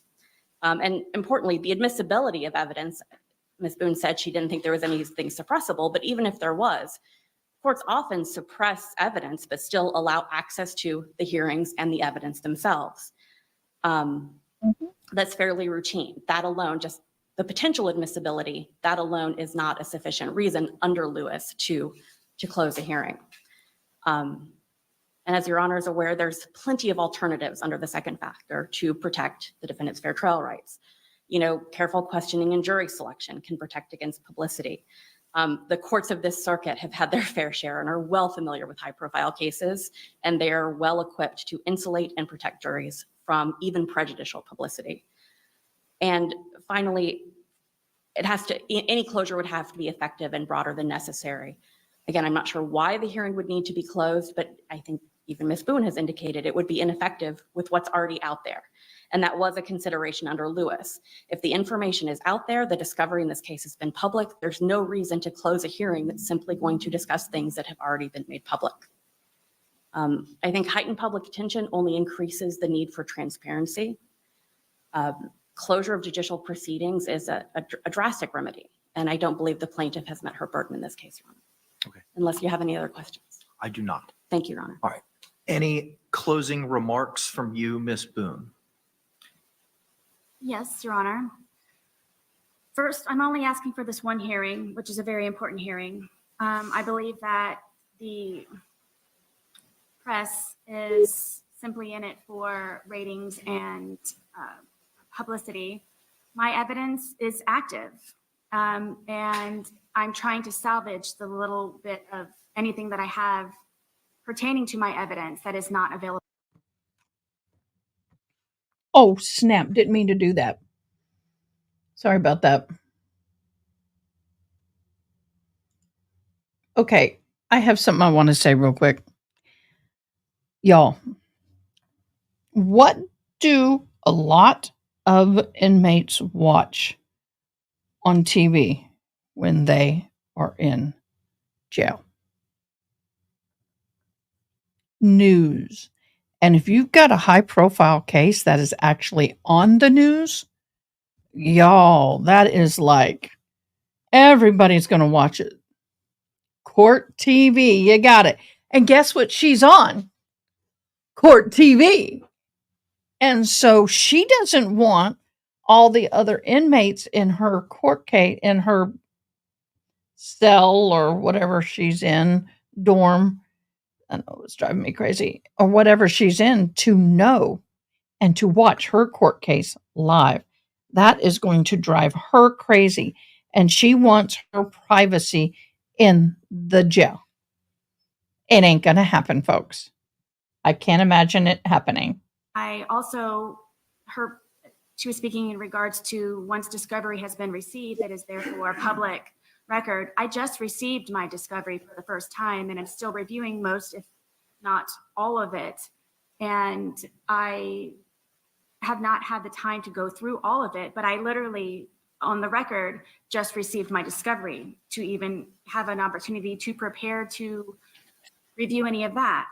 And in regards to the hostile publicity, I have letters, I have messages, I have tablet information. I have an entire folder dedicated to publicity in more than one way as being hostile, good, bad, ugly. It's publicity. This will incredibly enhance my inopportunity to have a fair trial because of the already millions of viewers that I have in my case, literally in my case. This would just contribute to it even greater. I'm not asking for all hearings to be closed. I've not had an opportunity to review my discovery, which I just received. I have an entire folder and more information and letters and evidence in regards to publicity, hostile, any type of emotion that you can come up with. I have received from Australia being the most recent. All So else fails, I do not read believe the just instructions. because they would like to, again, in my opinion, for ratings and for publicity. The wall. It's one hearing. There also is a solution that I believe, my understanding was that this could be held at the Orange County Sheriff's Department. The question was in regards to transport, which is a possibility. It was a matter of the decision being with the court. I would like to be able to properly prepare for this. Would I have received everything prior as everyone else did? Having the internet would have helped also in regards to receiving the notice via email, as everyone else had. I'm sitting in front of you, yes, unhandcuffed, but I am unprepared for this rebuttal. She's pissed off because the judge mailed her on the 9th of August the information pertaining to this particular, oh, that's what's wrong. It's too loose. This particular trial. And she is pissed off because she claims the jail has not given it to her via the 14th. And the mail was mailed to they have set up a special P.O. box for her. 6 Alpha Mike Charlie 9 or 6 AMC 9. The jail has set up a special mail account for her because she's pro se, and all of her stuff from the courts and everything are supposed to go there, and that way the prison doesn't open it because they can't read legal stuff. I mean, they can ensure that it's not got all kind of cray stuff in it, but anyway, she's claiming that there's a bunch of documents that she's not gotten, and her beef is, but Your Honor, I'm not prepared. I'm not prepared. I didn't know about all this. You didn't give it to me in time. I need to be properly prepared. I can't be reading these motions when I get here, Your Honor, because I don't have access to the law books, Your Honor. I'm not prepared. Wah. In regards for me to have privacy, expected privacy to a certain degree, and by law, to have this one hearing closed. And we also have an active case that is ongoing, active evidence, and there's a solution for it to be held at the Orange County Sheriff's Department as well. Okay. Anything else from the state? I wasn't going to bring it up until after the ruling on the motion, but the parties have reached an agreement to do this on our own. And as soon as that gets accomplished, if it's accomplished to both of our satisfaction, I think the state has an alternative option. Sensei, place. And I'll let the court know so you can free up the hearing time. Okay, we'll address that momentarily. Ms. Fugate, anything else? All right. Under the Miami Herald versus Lewis case, ma'am, Ms. Boone, you had the burden of producing evidence and proving by a greater weight of the evidence that closure is necessary. What has been presented today has failed to meet that burden. Your motion to close the September 3rd viewing is denied. The court will follow up with a written order that you'll be hand delivered today. Ms. Fugate, if you don't have no longer any business before this court, you are free to go, ma'am. Thank you. Have a pleasant afternoon. Baldwin, a motion to suppress media from. Mr. J, yes, ma'am. Forgive me. When you stated to the court that my motion was oral, was this during the last hearing that we had? You requested this both, ma'am, on August 5 and on August 9. What was it specifically that I requested? You had requested privacy with regard to the September 3rd hearing. And I advised you that I needed to look at the law on it. And you asked again on September 9th when we were going to address it. I said that we would address it on the 14th. You asked for copies of the law, and those were mailed to you on the 9th. Which I have yet to receive. And I was not aware of, I was not instructed by anyone in the court, including yourself, that that was an oral motion. If I needed to actually do a proper motion, I would have correctly done so. That's why we had the hearing, ma'am, because you asked for it orally. So you orally moved to have that motion heard. And we set it up for today, since we already had the hearing time carved out, to address you receiving the hard copies, which seemingly has already been remedied. And last week when we had our hearing on the 9th, I said I don't want to lose that hearing time because we already had it carved out. So we would proceed with the hearing on the privacy issue at that point in time. You then asked for the case law. I said, absolutely, I will get it to you. Mr. J had advised that he was familiar with the case law. But regardless, it was provided to all parties and mailed to you on the 9th. Which I have yet to receive. And I was not instructed by anyone in the court that that was an oral motion for me requesting privacy. I thought it was just a comment that I could have on record. Ma'am, I don't need to do anything further. that's why we set the hearing, because it was something that you had asked for. And that's clear in the order that was provided to you on the 9th as well. It says that we would have a hearing today on the 14th. And when did I receive this? Well, that was orally told you on the 9th. The letter itself was mailed to you on the 9th. But the order itself was read to you during the course of that hearing.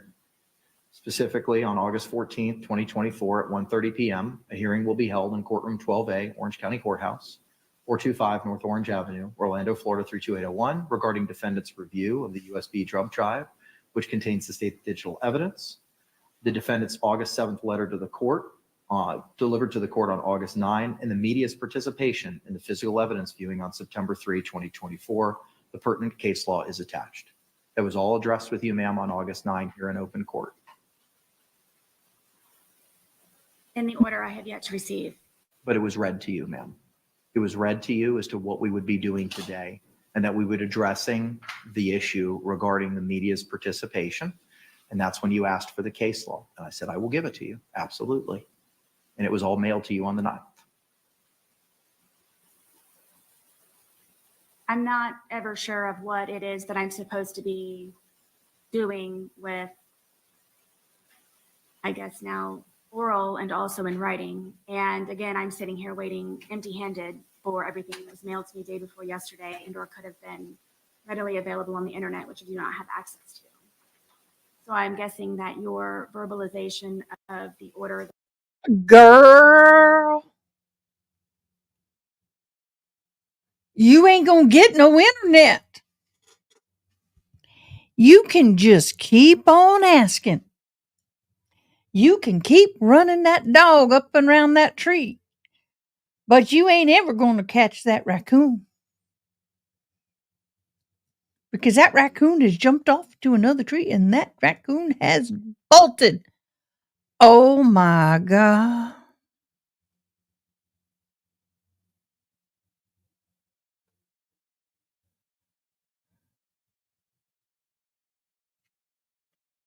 Yep, pretty much 6 AMC9. You got that right. Y'all, this woman is as manipulating and conniving. some people think, oh, poor thing, she just doesn't know what she's doing. This girl's smart as a whip. She just knows how to manipulate. If you go back and watch the footage of her with the police when they got to the house and how she was jumping in and out of personality and doing all kind of great things, y'all, it was, oh, this woman gives me the creeps. She really does. This is, oh, poor pitiful me. It's not fair, Your Honor. It's not fair, Your Honor.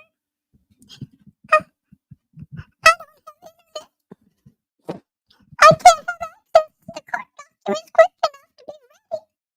They get me up at 4 o'clock in the morning to be here by 10. I don't have access to the computer. I don't have access to my thumb drive. I don't have access to nothing. And you put me in here. And you want me to sit here and do my own lawyering? Y'all are just horrible. Y'all abusing the system. And you are abusing me, Your Honor. And you suck. That's what I feel like she's saying on the inside. Oh, yeah, she was smashed out of her head. She was on something. She knows what she's doing. She's not getting what she wants. You read to me, which I have not received, is supposed to suffice. Ma'am, you were told about the hearing in open court on Friday, August 9th. If I knew to be prepared, I know that everyone knows that I would be prepared, which I am unprepared because of.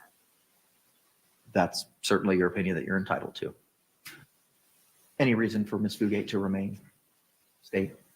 Okay. From the state. All right. Ms. Boone, any reason why counselor for the Orlando Sentinel and WFTV should remain? No. Okay. Thank you, ma'am. All right. In addition to what was set to be addressed today, which was the Ms. Boone's review of the USB jump drive, which contained the state's digital evidence. And that's another thing. She does think she has lawyer rights, but in reality, she does not. Okay, guys, I'm trying to hear I can't really hear myself. Is my sound good? Am I too loud? Am I too soft? Is it balanced? I kind of need a little feedback. I don't think I have a mod on right now to tell me. I apologize. Yeah, I don't have a mod with me at the moment. They're all family. So if you getting ready back to school stuff, they'll be here for the 2 o'clock. But please let me know. Ms. Boone's August 7th letter regarding her requests from the Orange County Jail. Mr. J, you made reference to a potential change in the September 3rd meeting. I want to hear about that, sir. I believe we have reached an alternative solution to an evidence view with the defendant. And as soon as that is accomplished to both parties' satisfaction, then I will notify the JA so that we can release your hearing time. Okay. I know it's valuable. Can you explain to me what the proposed plan is for the viewing? There will be a time and place where the evidence will be brought, the defendant will be brought, and she will be given as much opportunity to experience an evidence viewing like a defense attorney as possible. Her investigator will be there and allowed to take photographs and ask if he wants any particular bag of evidence opened so that it can be photographed, inspected, tested, copied as provided by 3220 in the criminal procedure rules. And then the evidence will be brought back to where it's stored, and then the defendant will be brought back to the Orange County Jail. Okay. Have you had a conversation with Ms. Boone prior to today regarding this proposal? Well, with Mr. Lane, who has indicated her position, which was that she agreed to that. Okay. All right. Ma'am, I don't want to go into specifics of what you've had with your investigator, but has he relayed to you what Mr. J just advised the court of? Yes, to a certain degree. It has not been fully explained because it is in the process of being spoken about between the two of them. So yes, I do know that that is a solution to my request. Okay. And did you understand what Mr. J advised the court of today regarding how that process for you viewing the physical evidence would be? If you, Please do so again. Sure. If you could explain it again for Ms. Boone, Mr. J. Please, child. The defense attorney wants to do an evidence view, and typically go to where the evidence is stored, and the law enforcement agency. He or she can bring an investigator, and an investigator they take photographs if so requested. We typically don't let the defense attorney manipulate the evidence him or for herself. The CSI, who would be present as well, which is a crime scene investigator from the law enforcement agency, would be the person to manipulate the evidence on the cutting paper. And then you would have the opportunity to review, test, inspect each piece of evidence. So for instance, I'm not saying it's a piece of evidence, but a piece of clothing, with the front, with the back, you have the CSI turn it inside out, those sorts of things. And then it can be documented by an investigator with photography. Between each piece of evidence, there's a new piece of cutting paper, butcher paper laid down so that there's no contamination for any DNA testing. And this is basically how the process goes on for physical evidence. If it gets opened, it'll get resealed by the CSI right there in front of all of us. And the CSI will reseal the tape, re-put his or her initials over it with a new date. So everybody will be on the same page about why it was opened, when it was opened, so on and so forth. Thank you for that. If I may, Evidence. is it closed or is it open to? No. People that are not involved with the case will not be there. And if I may, if you know, will my phone physically be there? No. If it is stored in physical evidence, then Wait, brought over. Whoa. How much? All right. I haven't seen this part, but did you hear what you just asked?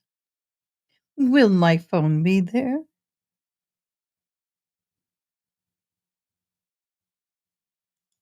Ding, ding, ding, ding, ding, ding, ding. You're right. Will my phone be there? I wonder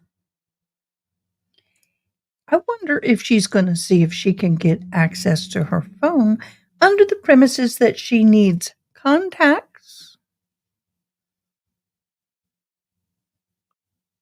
Ooh. All right, guys, real quick. Those of you who are watching, she brought up her cell phone. Do you think the judge is going to give her permission to handle or manipulate that cell phone? Do you think she's going to get that? How much you want to bet she's going to ask for that? She's going to ask to look through her cell phone. How much you want to bet? That's my hypothesis. What do you think? Exactly. Let's see what happens. I don't know. We're not going to be turning it on. It needs to be photographed or examined. It can be photographed and physically examined, but in order for it to be turned on, it would have to be done at a different location where there's something called a Faraday box or room where electronic signals cannot come in or out. Do I need to write a motion for that? For what? For your phone to be brought over and turned on? If I can extract any type of information from it. So, like we discussed in the last hearing, that would be up to you to hire a digital forensic examiner, and then we would make arrangements with that person so that he or she could image in the same manner that was imaged by one. Thank you, I'm grateful. Welcome. Okay. She didn't get it. Yes, I bet she does. Yes, she is. Now, here's the thing. They have already extracted everything off of that phone, or we wouldn't have the footage on YouTube. However, if she wants to have it extracted, she's going to have to petition the court to pay for somebody to extract it for her. They've already given her $10,000 for a PI to do all the work she can't do and $1,000 for his transportation. Now, the PI can do whatever she wants him to do that he feels comfortable doing and that's legal.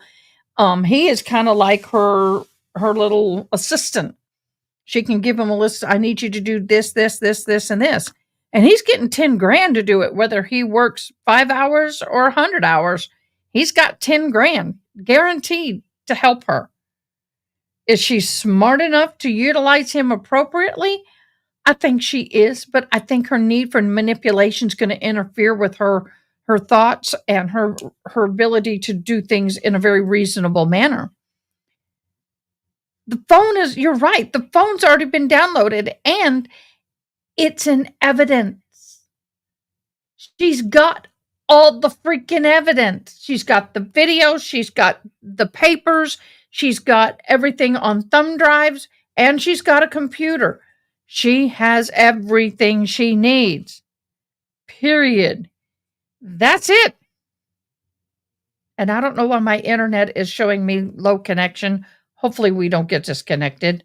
We've had a fiber optic or internet cable that was cut a few weeks back, and I know that they've been working on it. But anyway, if I go away, just wait a minute, I'll be back.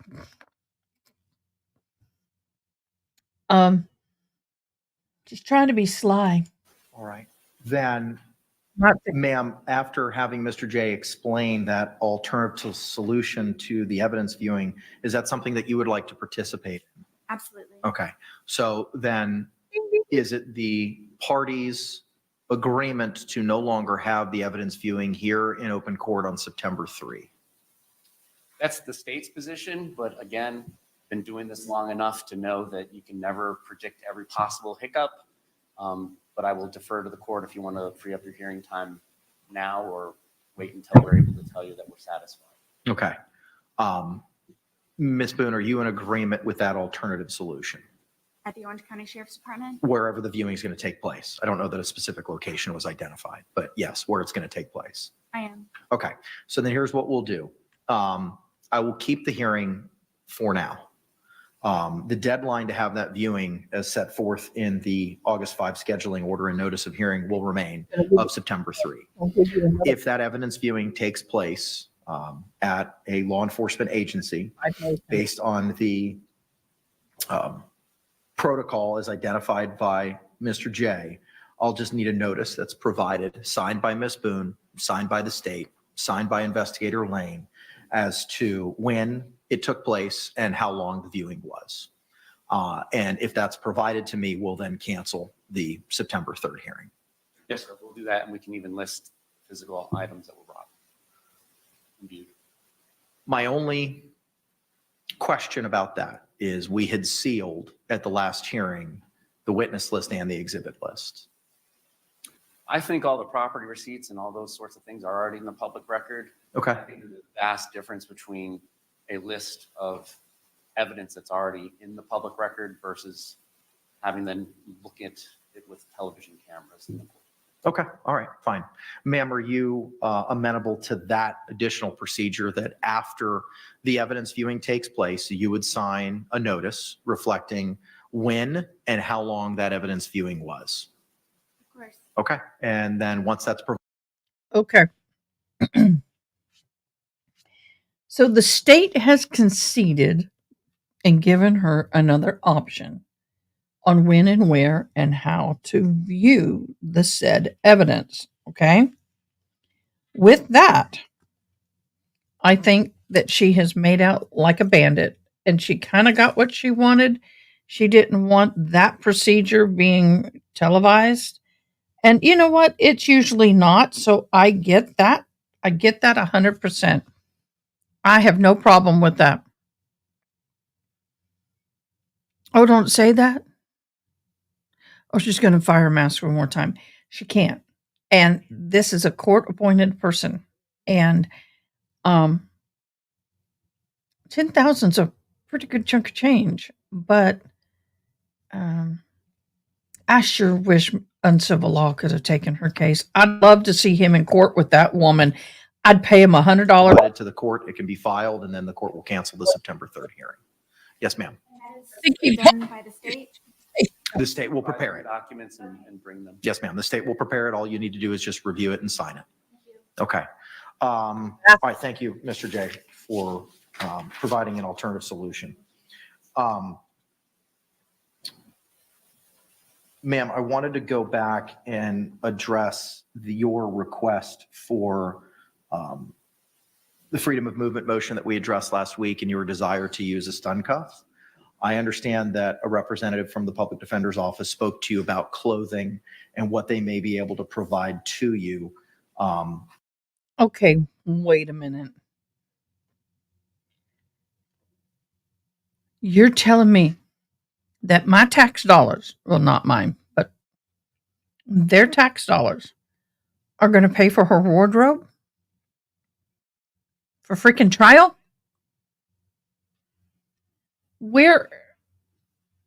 I know she's got friends. They can bring her clothes. They can bring the clothing to the jail. The jail can go through the clothing, make sure it's court appropriate, make sure everything looks appropriate, and make sure it's nothing in it, pass it through the security, and they can dress her in it before she leaves. So why in the hell are the taxpayers paying for her freaking court clothes? Yeah, she has friends. Believe it or not. Is there any preference with regard to clothing that you may have?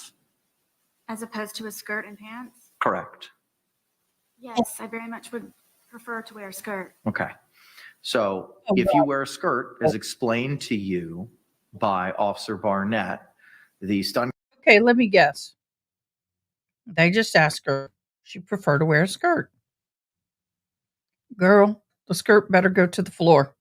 If you are wanting to hide that little shock device that gets placed between the lower calf and the upper ankle, I have seen one. And you're wanting, my neck so really wants to pop.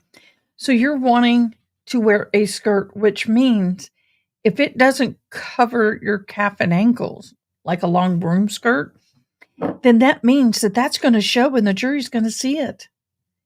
Are you wanting to wear a skirt as to invoke the sympathy of the jury?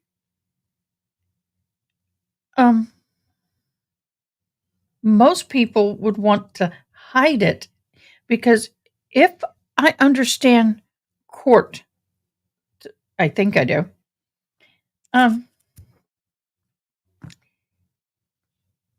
If she is shackled around her ankles, she can't move around the courtroom. She'll have to stay behind the desk at all times, which means that will also limit the prosecution to stay behind the desk because it has to be equal. She can't be restricted to behind the desk and then the prosecution not be. That is a no. It has to be equal. So this thing is driving me crazy. I'm trying to learn to wear things in my head. I'm trying to be cuter, and it's driving me crazy. So anyway, she has multiple choices. First, and this is from my experience with my ex. If you're shackled, you have to stay behind the desk. You can't move around, and the prosecution is limited to the same. If you have the I call it the shock bracelet around your ankle or lower leg, and it's covered in a pair of pants, you can walk around the courtroom. She can go up and say, Your Honor, may I approach the witness and show them a document? She can go up to the podium and all that kind of stuff. So can the prosecution. However, if she's in a skirt that doesn't cover the device, she can still move around, but the jury's going to see it. And I think she's wanting a skirt. Now, honey, I'd be in a broom skirt, but she's going to probably want a suit skirt, which are not cheap. And let the jury see it and try to gain sympathy. Cuff is located on your calf Achilles area. It would be something that would be viewable by the jury. Well, no. So she's not a convicted person yet, and they do not allow them to be in jail clothing because that prejudices them, the jury. So they will be, all defendants are in street clothes, appropriate for court. And yes, the services always, if they don't have something, it's provided. They get so many I think so many, like a man will get like 2 or 3 pair of pants, 2 or 3 shirts, and 2 jackets or something like that. Tie if they want it. I mean, but they have to give it back. This is not something they keep, and it's laundered and saved for somebody else. So some things can be provided to them, but because she is acting pro se, she's going to want to dress a little nicer. And so if she's in a court and she's in a skirt and she has that ankle monitor on her that will allow her freedom to move a little bit within the reason of the court, the jury will see it. Otherwise, she's going to be shackled and stuck behind there just where she is. She can stand or sit.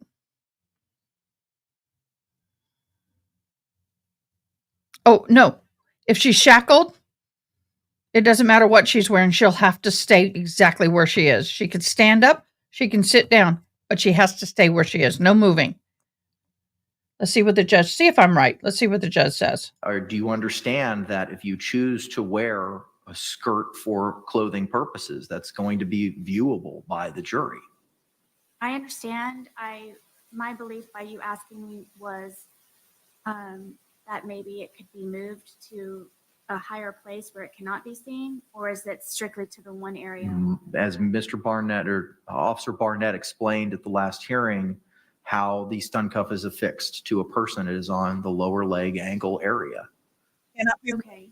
I'm not understanding why this is being asked. Because I want to bring it to your attention that if you have a desire to wear clothing which would reveal the stun cuff, I want you to understand that it's something that the jury can and may be able to see. I understand. Is it a decision I need to make today? It's something that you need to consider. If you're wearing pants, they obviously cannot see it. If you're wearing a skirt, they can see it. And you're making a intelligent, knowing decision that they can see that and that you want to proceed with wearing a skirt. Your other option, if you do not like either of those, is the parties will remain, you'll be hands-free, as we discussed, but you'll have the leg restraints like you have today, and everyone will conduct everything from counsel's table. All direct examinations and cross-examinations, any questioning of any witnesses, any argument, any opening remarks or closing arguments or opening statements will be made from counsel's table. You can certainly stand, but we will not have the opportunity to walk around the courtroom. Now, I know that we talked about in our last hearing that we would have another hearing when we have our trial case management in September, addressing the box as to where everybody would go to. And last week on the 9th, I said that we would limit access to from counsel's table to the podium, and we wouldn't be allowed to approach a witness or the jury. And those same restrictions would be placed on the state as well. Now, I'm not telling you what to do. I'm just giving you a series of options. Because if you want to wear a skirt, you have to understand that the jury can and will be able to see that device that's affixed to your leg. And by my hearings that we have spoken about the stun cuff, they are televised, correct? To the best of my knowledge, the media has participated in the majority, if not all, of the hearings. So you don't mind the jury seeing the stun cuff, but you worry about the media? Girl, you got this all wrong, honey child. You're worrying about the wrong things. That this court has had with you. Does the court broadcast live, or is it uploaded to the clerk of the court's website? What is broadcasted live? My hearings in regards to all of them, basically, but recently the stun cuff. Is there anyone that would know that I'm already wearing it if they could see it or not? I can't speak to what everybody else knows. So if I may, please, my options are pants hiding the stun cuff, or a skirt with it being visible, or I am able to sit here at the counsel's table with leg chains on and no one is able to move except for here at the counsel's tables. You certainly have the opportunity to stand, but we wouldn't be able to move around the courtroom, and those same restrictions would be placed upon the state. Okay, I just wanted to confirm that those were my options. Correct. And when do I need to make that decision? You don't have to make that decision today. It's something that we can address at the trial case management in September. Ms. Click, I see you raising your hand. Your Honor, I just wanted to let you, so Ms. Blue is aware fully of what the options are with the county office. I have gone through If you could, before you get to it, and just announce yourself for the record, please. Very like consultant office. Yes, ma'am, go ahead. We have gone through the entire clothing closet as well as our backup for what we have. As it stands right now, unless we have any donations in the student size that happen to match that size, we have 8 pairs of pants, 3 skirts, and 1 dress, and that is every, well, we do have some shirts, but in terms of skirts versus pants versus dress, that is everything we have that would fit in the student size range. So I just wanted that to be aware so that if Ms. Boone is making any sort of decision, she understands the limitations in terms of what we have to be able to provide. Okay. Ma'am, did you have the opportunity to hear what Ms. Glick said? I did. Do you have any questions for her? If you could please repeat what it is that you all have available, the numbers. 8 pairs of pants, 3 skirts, 1 dress. Ma'am, do you have any other questions for Ms. Glick regarding the clothing that the public defender is endeavoring to provide for you? And if I do come to the decision, I can always have someone externally bring something into me. Absolutely, you can always have someone provide something in your personal property at the visitation center, which I described across the street from the Lowe's Center. That is not, the public defender's office is in no way involved with that. They would put it in your property and the corrections with transport the property. Yes, ma'am. Thank you. All right. Any other questions for her? All right. Can Ms. Glick be excused? Yes, thank you. Thank you, ma'am. That lady's like, I am. The next issue that I wanted to address was the review of the digital discovery. Ma'am, Mr. Lane was provided at our last hearing on the 9th, the hard copies of the discovery, the USB jump drive, which contained the state's digital evidence, and digital transcripts of the depositions of detectives Chelsea Poppell and Scott Lowen. And he was to meet with you on Saturday at 9 o'clock. Did that meeting take place? It did. Okay. What was provided to you, if anything, at that meeting? What he and I did. What was provided to you? What was given to you by Investigator Lane? One drive. Ding, ding, ding, ding, ding, ding, ding. The digital evidence we went over. And we're still reviewing the discovery, but I don't recall anything physically being handed to me. Okay. All right. And when you say that you went over the digital evidence, are you referring to the USB drive with the 9 items that were identified in the state's exhibit list? Yes, I do have that. We have not concluded. Could disappear. I understand. Okay. All right. Do you understand that it's your request? Did. What was provided to you? Okay. I want to talk about a few things before we move forward further. Ronnie, you were so right. Just freaking wear some pants. Really? Jesus. Okay. I don't know when, and it may be coming up. She wants to be famous. I'm sure she does. Maybe she'll go to law school while she's in prison for the rest of her life.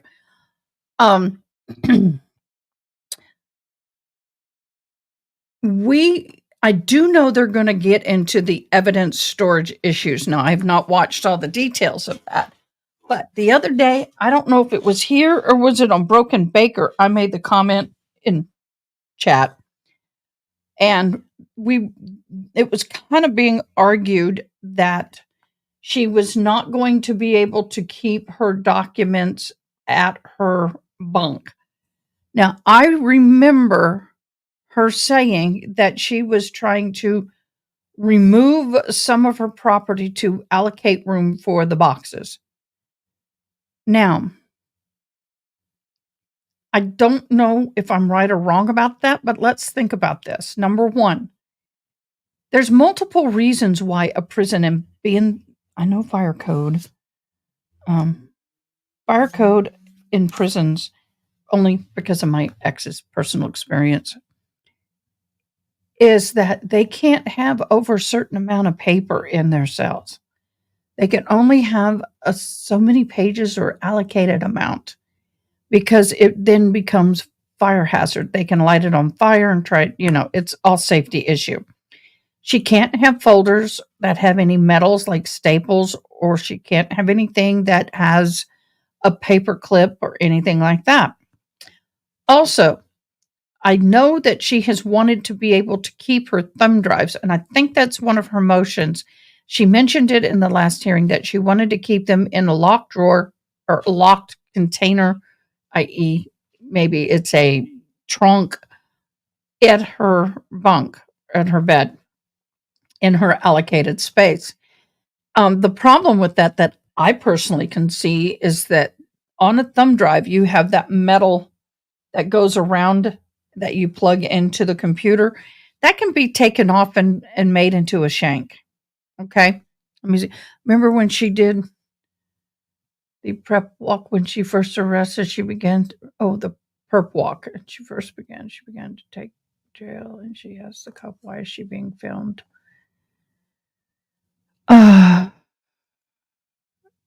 Well, that is a lesser issue. Toilet paper actually works better than paper. And well, it depends on the weight of the paper as well. So that is an issue. You're right, Ms. Britt. But the bigger issue is the fire code.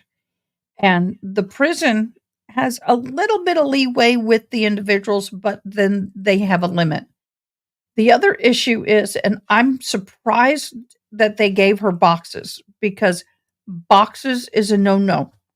You can't have boxes in a cell. That is fire risk big time in the cells. Now, those can be made into weapons or used for the handles of weapons and such.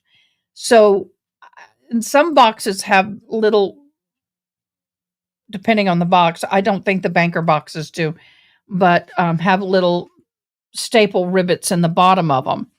So, if they gave her the boxes and she has boxes in her cell, huge no in security risk. Huge. The other thing I brought up is that if they keep her stuff in her cell, there is a risk that an inmate may steal some part or all of it. They can read it. They can use that against her and manipulate her and try to get her to do things she doesn't want to do.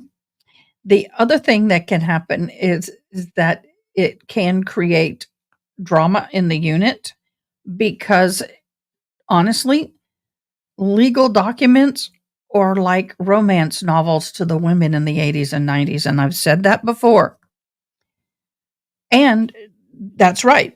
If anything disappears or happens to her court document, she's going to blame the jail, and they're not going to take that responsibility. So I don't know how they're going to alleviate the box. Pillowcases. I do know they have a fire retardant bags that they give every inmate. I don't know how they're going to alleviate all this. I do know that they have this. Do you know those manila folders that we used to use to mail between departments that had the little rope stringies that you write to and from and to on? They would have to remove the string from it, but potentially can put it in a manila envelope, but there'd be a lot of them. It is going to be a nightmare for them. I don't know how they're going to handle this. But when it comes to the metal thumb drives, the thumb drives with the metal, there's no way on God's green earth. I could not imagine them letting her keep those on her possession. That is something very, very big security risk. Yep, wait until you hear about this. Melanie, you've seen this already? Oh, Alpha, yeah. Yeah. Melanie, I haven't seen all this. So I'm just talking from my own personal knowledge. I've never been in jail, but I have knowledge. The other thing that concerns me is that, well, how do I say this? I said this before. I'm not saying it for the first time. She could be put in an individual cell in a different unit where she could keep all that stuff organized outside of a bag or pillowcase or whatever, sheets, whatever they want to give her. But the problem with that is, would she have to follow the limiting rules? Because most often when you're in the individual cells, you're in for 23 and out an hour. So would she have the right to free access like she would have in a unit? If I was her, I would choose the individual cell, because you're going to want to focus 24/7 on this case. I could care less. At this point, you're fighting for your life. Take a month in solitary confinement, as long as you get out of it when you're done. But I brought that up earlier, that they could move her into a different area where she wouldn't have to worry about that security risk, and she'd have privacy, and she could read and focus and be able to prep for her trial. She would be isolated, and that's a choice she would have to make. The other thing that they could do is possibly put her in an interview room with some of the documents at certain times of the day. I know she's limited to the use of the computer from 9 to 4, I believe. Someone asked me why 4 o'clock. Well, a lot of times, at certain times, usually around 4 o'clock, because the shift change may change at 5 o'clock, everybody's locked in. They do a head count. They do meds. They do dinner. They do shift change and all of that. And that's why that she can't have the computer at that time. That's my guess, and it's what I'm thinking. It's reasonable. It's plausible. I think the biggest issue is that she has people helping her with the case. And that was something I said. She may be handing out parts of this paperwork. I need you to read this and tell me what you think. She can access the law library, and she's obviously learned how to file a motion. She's learned what to put in her motions. I thought it was more like, take the start data. You can only use a USB in a room with a computer, and her documents would be in the same room, but I guess it'd be nice for her to have the documents. The officers, this is so true. The officers are understaffed. There's no way they're going to dance to her tune. I don't think they would. The problem is finding a room, depending on the size of the jail. She's not in prison. She's in jail. Now, in prisons, they have a lot more breakout rooms. They have different rooms for classes. They have interview rooms. They have all kinds of lawyer privileged rooms where they're not being recorded. So they could put her in a room where a lawyer would meet with her and not be recorded. But they would have visual supervision of her.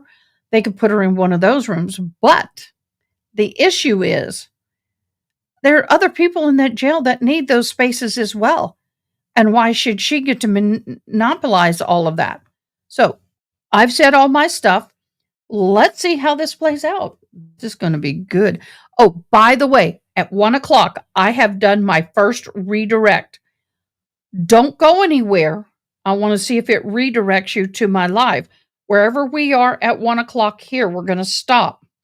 Then we're going to go over to the Telus trial, and during break and lunches, we'll finish this. Prison is only once you've been convicted. Jails you can be in a jail if you've been convicted and served less than a year, usually. Depending on the county, sometimes it could be up to 15 to 16 months, depending on the area and where you are. But jail is prior, prison is after. What was given to you by Investigator Lane? The digital evidence we went over, and we're still reviewing the discovery, but I don't recall anything physically being handed to me. Okay, all right. And when you say that you went over the digital evidence, are you referring to the USB drive with the 9 items that were identified in the state's exhibit list? Yes, I do have that. We have not concluded going through that. We have other meetings tentatively scheduled which we will be concluding that also in order to meet the deadline for the objections of the 23rd of August. How many of those 9 items were you able to review with Mr. Lane on Saturday? Not more than one. Okay. Were you able to access all of the 9 items on that USB drive? For the brief moment that he and I were able to attempt to do so, yes, they seem to work. Okay, you did not have any issues opening up any of those files? I personally myself did not open all of them. Okay, all right. Okay. It's on our to-do list. Ma'am, Mr. Lane also took possession of the hard copies. Have those been provided to you? They have. They were waiting at the dorm for me upon my return of the last hearing. Okay, and where are they currently? They're located at my bunk area. Okay, and what are they stored, or how are they stored? The hard copies you're referring to? Yes, ma'am. The 2 boxes are at my bunk on the side in between other bunks. Okay, all right. Are they inside What? a bag? They have her boxes between her and another bunk? What? I'm sorry. I'm shocked that they allowed the. Why is my camera all wonky? I am shocked that they freaking allowed the boxes in. Whoa! Huge security risk. Sensei, stop. Dog is gonna drive me crazy. Guys, guard your ears. Warning in 3, 2, 1. What?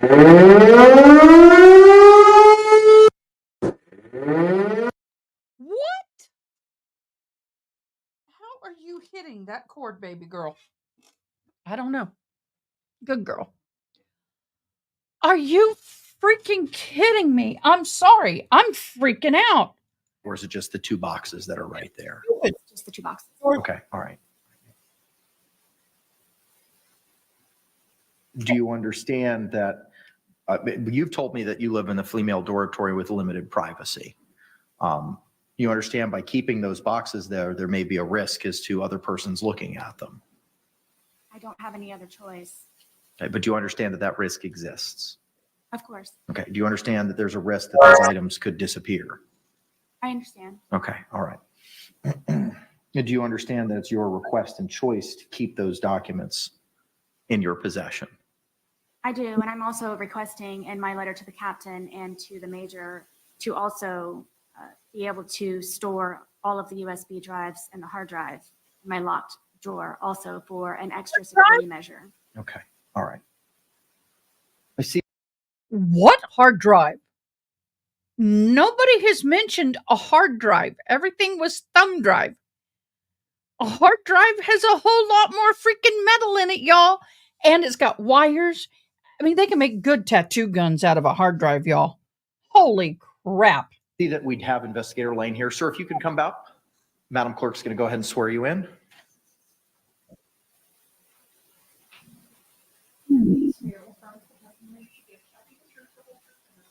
Howdy, soldier. Sir, good afternoon. Could you state your name for the record and your affiliation with Prison Break Investigations? Billy Lane, owner and chief investigator of Prison Break Investigations. All right, thank you, sir. I did see that your notice that you provided regarding the distribution or providing the discovery. You provided the hard copies and the USB with the digital and the USB with the depositions of the 2 detectives. That's correct. Okay, all right, sir. And when you met with Ms. Boone on Saturday, again, I don't want to go into any specifics, but were there any issues accessing any of those USB drives or any of the files? Not at the progression in which we made through the files. Okay, I will be happy to let you know. all right, very good. But as of right now, there's been no issues as to access from what you've reviewed. Okay, all right. State, do you have any questions for Mr. Lane? No, Your Honor. All right, ma'am, do you have any additional questions for Mr. Lane?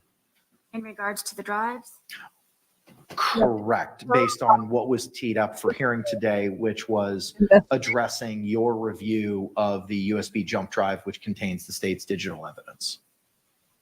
Mr. Lane, are you able to briefly meet with me downstairs after this concludes? I'm not sure if No.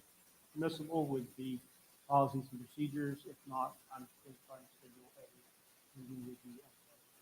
Okay. Any other questions for him, ma'am? No, Your Honor. All right, can he be released? Yes. All right, state. Your Honor, Thank you, sir. Appreciate you.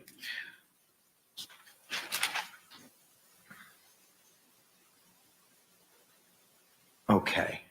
The next, ma'am, is your letter from August 7th to Captain DiGiovanni, which is the court has had the opportunity to read. I believe that we have a representative from the Orange County Jail who's appearing virtually. If you could please unmute yourself and turn on your camera, whoever it is that may be appearing from the Orange County Jail. I have a Administrative Sergeant De Jesus Mr. Lane is on the link. investigator that was hired at $10,000 plus. Good afternoon, Judge. This is Captain Gina DiGiovanni County. with Orange County Corrections. I'm the captain of the Female Detention Center. And yes, I have Administrative Sergeant Stephanie De Jesus with me. All right, very good. I will also want to make it clear. Ooh, y'all, they've got the big dogs going. I'm not kidding. This is the big dogs at the jail. This is the big dogs at the jail. Mr. Lane is her private detective, and I don't understand why. It's bad enough that the county has to pay for all this crap. Now they're having to pay an additional $11,000 on top of everything else. They have had to pay for what? She had 8 attorneys and only one was a private attorney. So they have paid for 7 attorneys and now an additional $11,000. If I was a citizen in that county, I'd be pissed. Beyond pissed. Clear that I have Orange County Corrections Department Legal Counsel Scott Chevenel on the phone with me. Okay, very good. If all of you can, if the Captain DiGiovanni and Sergeant De Jesus, if you could please, I only see you, Captain. If Sergeant De Jesus can come into frame, we'll have Madam Clerk swear you in. If you both can raise your right hands.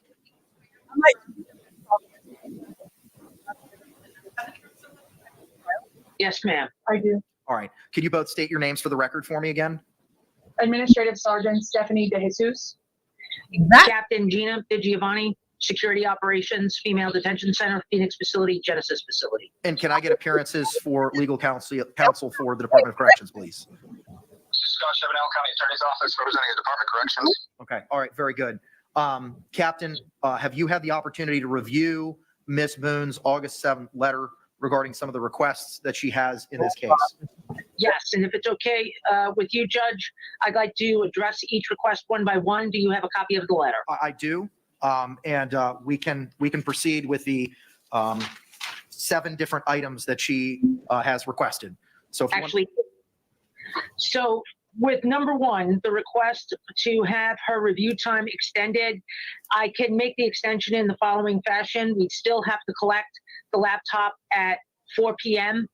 This gives the staff and supervisors the ability to conduct the afternoon head count, to conduct the meal dinner service, conduct the shift change, and then the evening head count. I am willing to allow her Sunday through Thursday to get the laptop and the USB drives from 8 p.m. to 10 p.m. and Friday night and Saturday night from 8 p.m. to 11 p.m. That is more than the requested time that she has asked for additional viewing. Ma'am, do you understand the extension that's being provided by the Orange County Jail regarding the laptop that on Sundays through Thursdays, additional time from 8 p.m. to 10 p.m. and Fridays and Saturdays, 8 p.m. to 11 p.m.? Correct, with them collecting it at the normal 4 p.m. time. Correct. Yes, All right. Do you have any questions regarding that extension? I do not. Okay. Is that acceptable? Very much. All right. Moving to the next issue, Captain, the USB drive security. Number 2, USB drives. It's a matter of security. The metal tips, the drive itself can be fashioned into something other than what it's originally intended for. These items are secured in a secure control room and inventoried by our supervisors I do that when on I'm every single shift. They're also inventoried and acknowledged being in good working order and repair by my DSTs, the escorting officer, and my supervisors. So there's at this point, unless directed by legal counsel or consultation with legal counsel, I believe that these drives are secure and managed. This, by the way, is the same way it's managed by other facility captains, that you get a viewing period and then everything gets secured and inventoried. Ma'am, do you have any questions with regard to the USB drive request in your letter and the position of corrections regarding it being a matter of security and how the USB drives are secured, controlled, inventoried, and confirmed to be in good working order? I understand the process. My only concern is if I'm able to have my hard copy of 2 full boxes of my discovery, I'm not sure why, other than the fact that the assumption could be made that it could be into something other than a USB drive. And I'm trying to avoid any further leaks of information that could possibly be suppressed or utilized in my case. So I didn't know if I could have my hard copies. I'm unclear, other than those reasons, why I cannot have those as well. To the extent you're able to answer that question. And I would just chip in that, obviously there's safety issues and you can definitely distinguish between, paper copies and anything made out of metal, which is what the captain just testified to. That's the problem, it sounds like to me, is anything that could be a, safety hazard is an issue for us. So, ma'am, do you have any other questions regarding the Corrections Department position with regard to the USB drives? What was the outcome? It sounds like unless I've missed something, it sounds like the Orange County Jail is going to continue with their protocol of storing, inventorying, and keeping the USB drives in accordance with the procedure as provided to you and read to you in open court. And that's due to metal? That's due to the reasons that were already identified. The matter of security regarding the drive being fashioned in a way that may affect security, and it continues to ensure that those drives are secured, controlled, inventoried, and in good working order. Would you have any questions? Could you please provide the last name of Scott, the legal counselor, please? I'll spell that, Judge. Shevennell. One more time, please. Shevennell. Thank you. With regard to the third request, is to a classroom, Captain DiGiovanni? So that classroom is a multi-purpose classroom. It's used by programs and chaplain services. I cannot allow the use of a classroom. What I can offer is, if the defendant is willing, I can move her to a housing unit and place her in a secure cell where no one will disturb her, and she can review and conduct case review.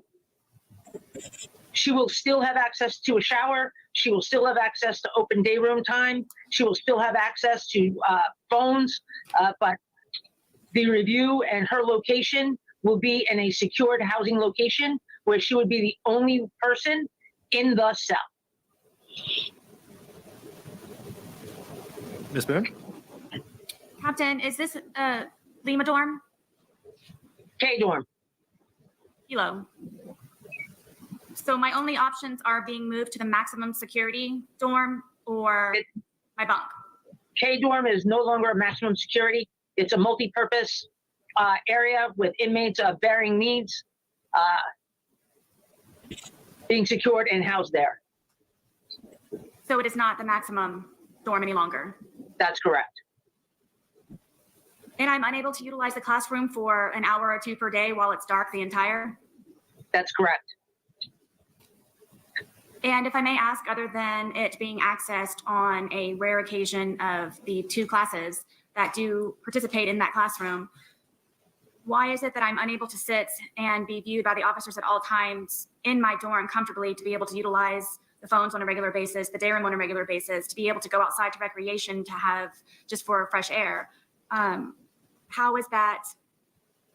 I'm not understanding specifically why the reason is it has to be so extreme from going to being locked behind a door 24 hours a day to not being able to just utilize the classroom for an hour or two per day.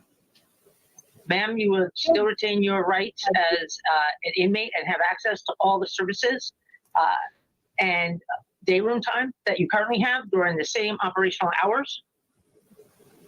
And instead of having to move items from a housing area into a classroom where the officer may have line of sight, I cannot guarantee that my officer will have continuous unfettered access to you to ensure the safety and security of that classroom while something may potentially occur in the housing unit.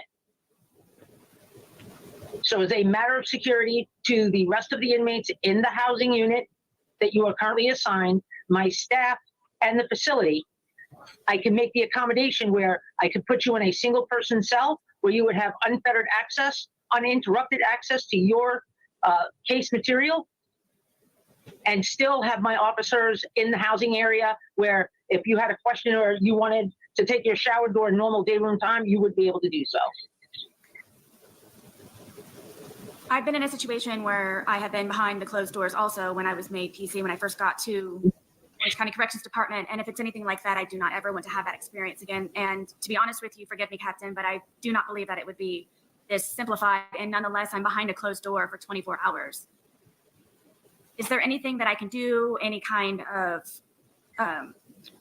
research or further explanation in order for me to try to still be able to utilize my dorm, which is general population dorm, where I do have friends and I do have some type of comfort there, in order for me to be able to access the classroom? Or simply are my options from working on my bunk or to the extreme of being behind a closed door for 24 hours?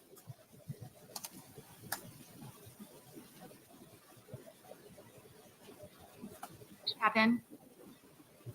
Judge, I'm going to object to that question. It calls for her to speculate at this point as to what all the other alternatives may be. She's simply here to, responding as to this particular request, and now she's asking her this kind of this broad general question about alternatives. The objection is sustained.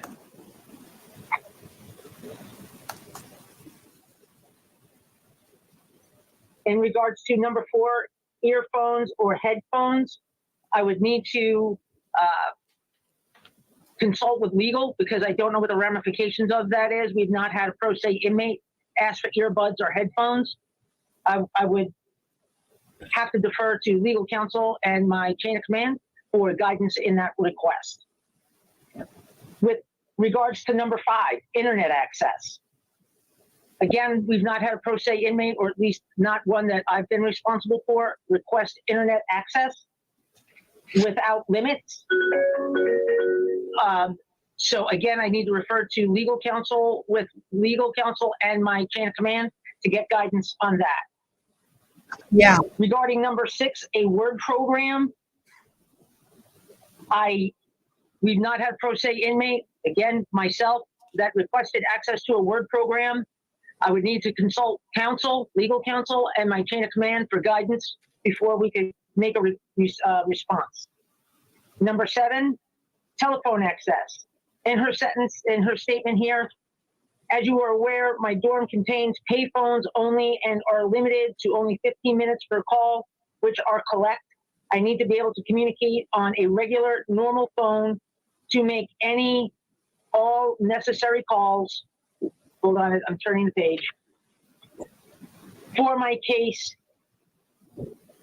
to use in trial. I have no other way to contact anyone that is not collect, which incredibly, I believe that diminishes. I don't know what the other word is here. If not all of my opportunities to properly prepare. The phone system that we currently have in the jail for the inmates to access is as is. I don't have the ability to make any modifications. Number 8, discovery hard copies. It seems that Ms. Boone already has access to her hard copies. The concern I have to do now is do some research with legal and my chain of command, because that quantity of paper can potentially become a fire hazard. And we have standards in place. And Judge, I'm not certain if you're familiar with the Florida Model Jail standards, but the quantity of paper is actually the problem. So we may have to come back to the table for a different type of resolution regarding the two cases of paper discovery.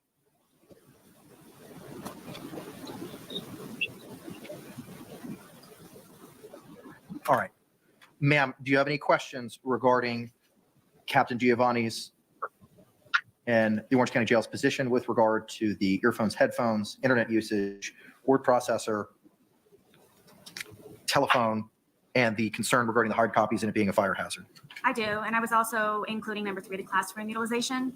I just want to make it clear and in open court that I want to have the understanding with everyone that it is an option of mine to decide to remain on my bunk with this discovery in the laptop, and it is or my option to be moved, but I have the ability to make that decision. Judge, I have no objection to that. I am not looking to impede anybody's ability to access to a general population housing unit. I was simply offering an option that would be amenable to security and potentially Ms. Boone. Okay. Am I able to proceed? You can.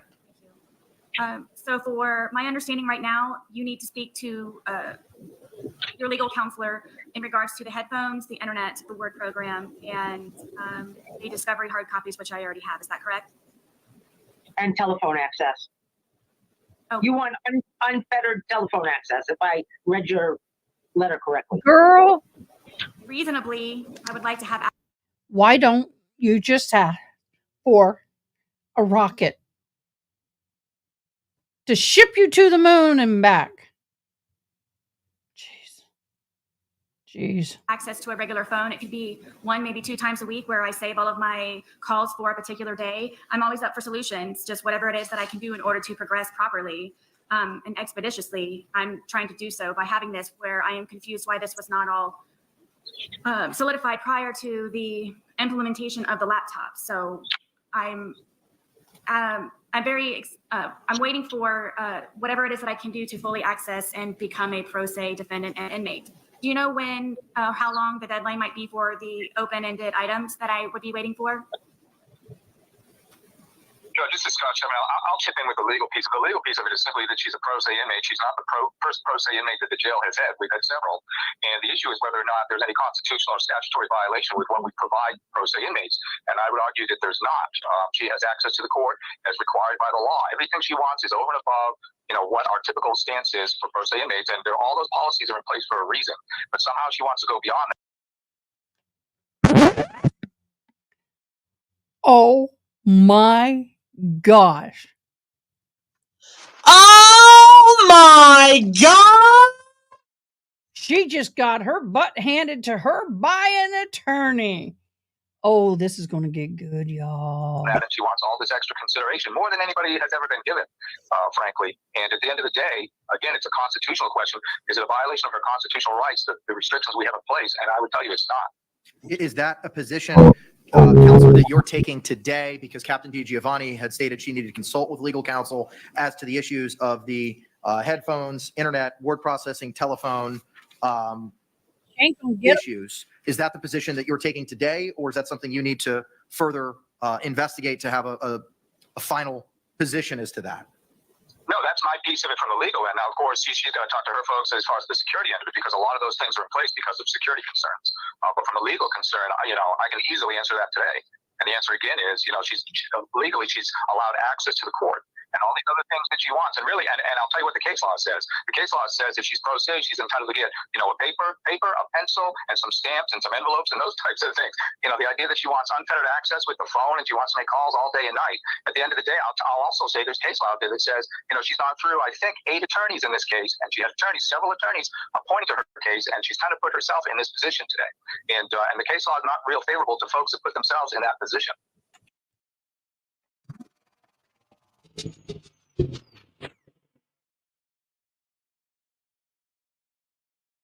How did you like that for dinner, my dear? Ma'am, do you have any other argument with regard to these requests as to the headphones, internet, word processor, I need a or whip. telephone?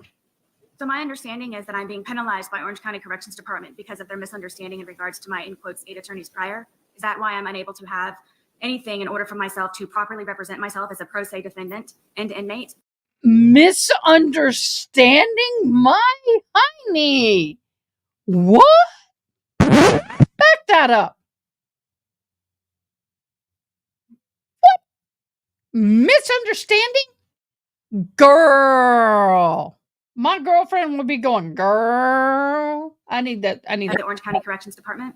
I'm not going to answer that Not being penalized, just the opposite. She's being treated like every other pro se inmate in the institution. She's not being penalized at all. She wants consideration over and above what everybody else has. If I may please, what is over and above? What other pro se inmates, what is it that they've asked for? I don't see how they could successfully even represent themselves without internet and a regular working phone. And I'm pretty sure that they were not able to complete their case and the successful outcome that they were hoping for by being provided simply papers and pens.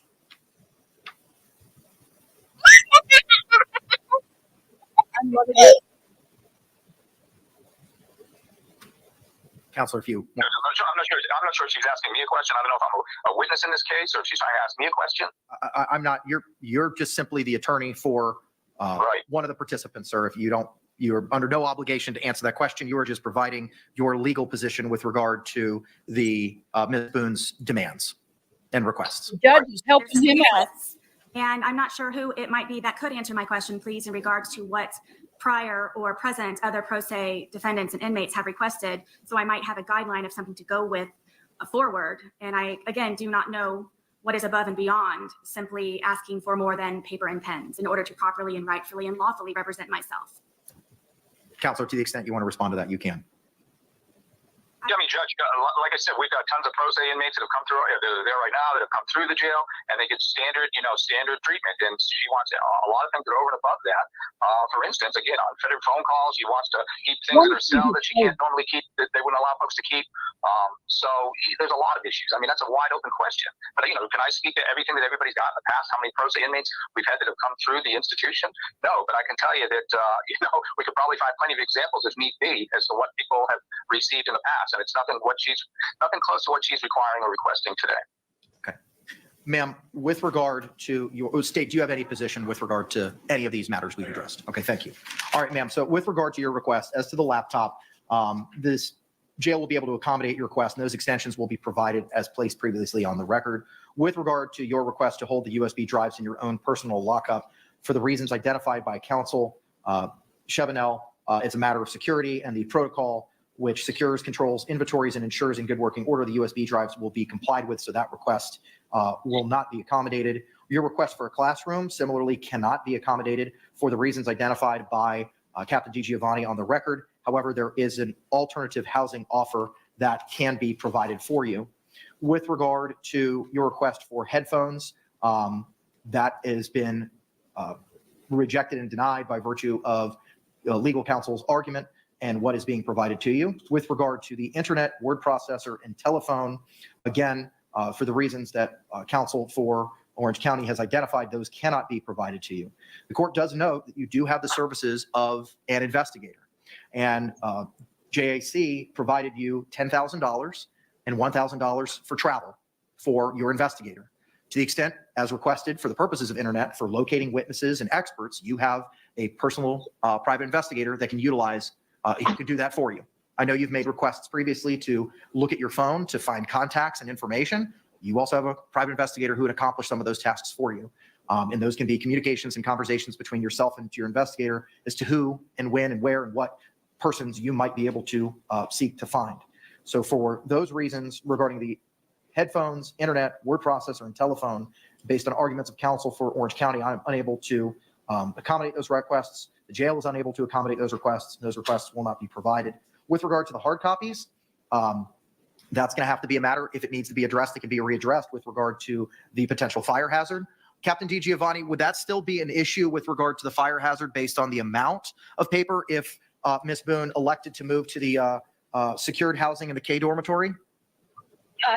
It's basically the Florida Model Jail Standard 7.12. The officer in charge or designee shall determine what personal items may be kept in the cell or stored with the inmate. However, an inmate shall be allowed to retain a reasonable amount of personal property, including but not limited to his or her legal material, personal hygiene items, writing paper, and writing instrument, and authorized reading materials in reasonable quantities as approved by the officer in charge or designee. Personal items will be kept in an orderly manner.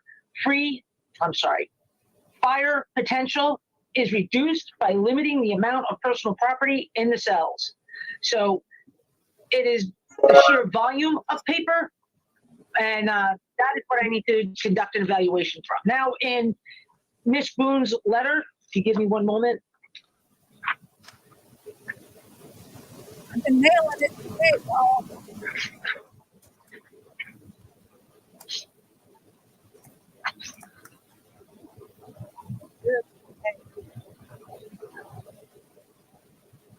All I ask is a chance to prove. In number 8, discovery hard copies, she writes the following: as I am presently, I can keep these in the permitted property bag discreetly located at my bunk. I will purge the documents I have now and keep only new discovery hard copies. The remaining I can send to the property department and will purge anything already being stored for easy convenience and extra space. I'm willing to see what she's going to purge and send to property, but at the end, I have to reduce any fire liability to the building in order to maintain security and safety for the 399 other inmates that I have here, along with the almost 100 or so assigned staff, civilian and certified.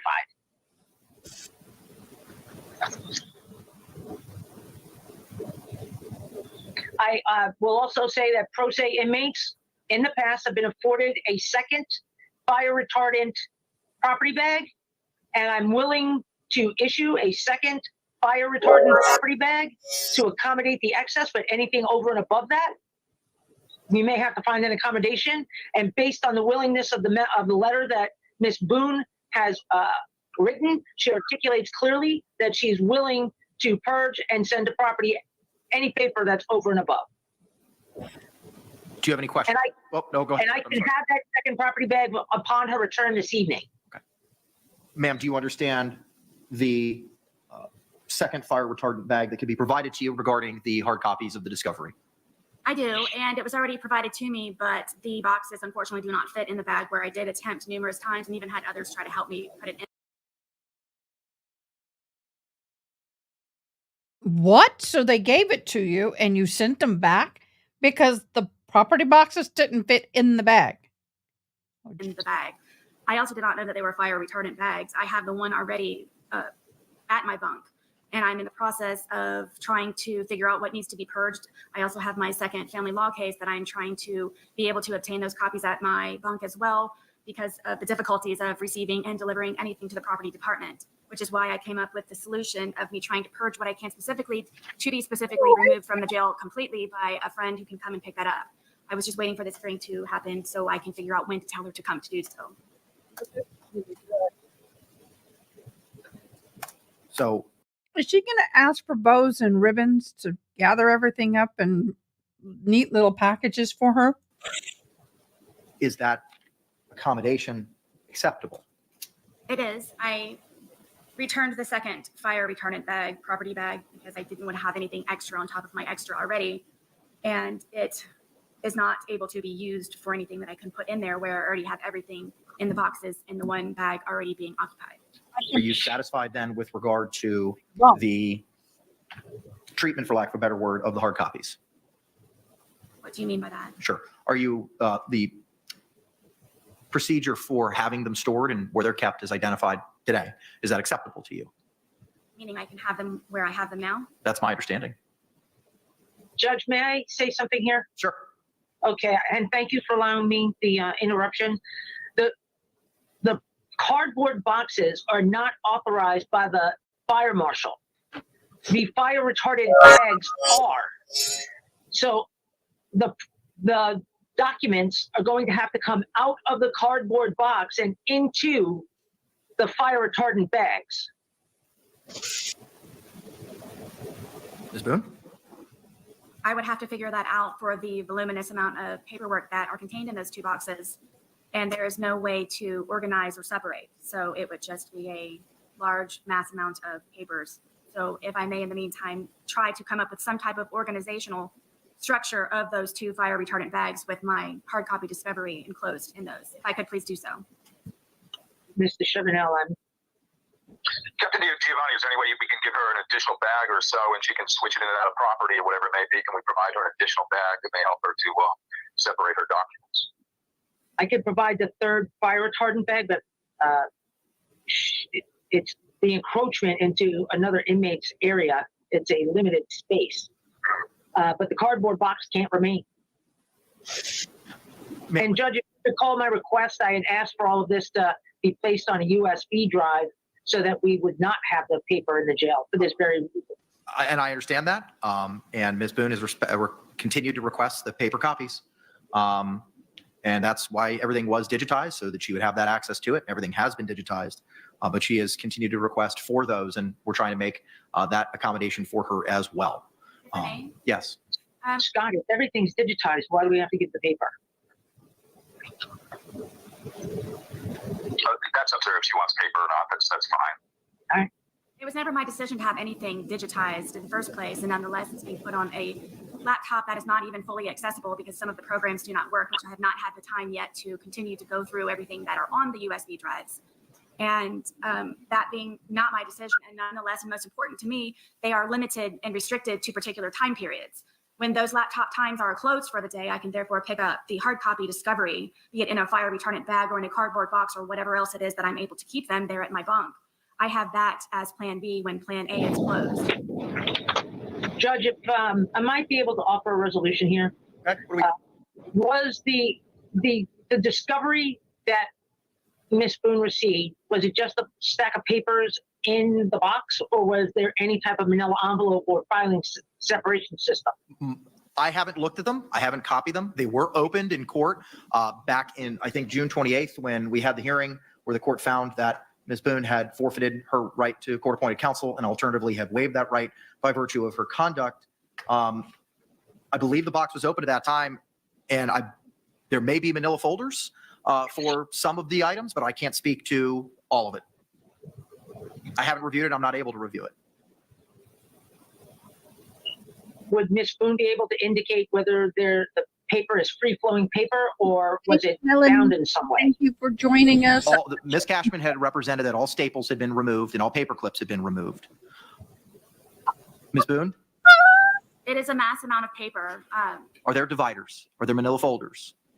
There, I believe. So was I right?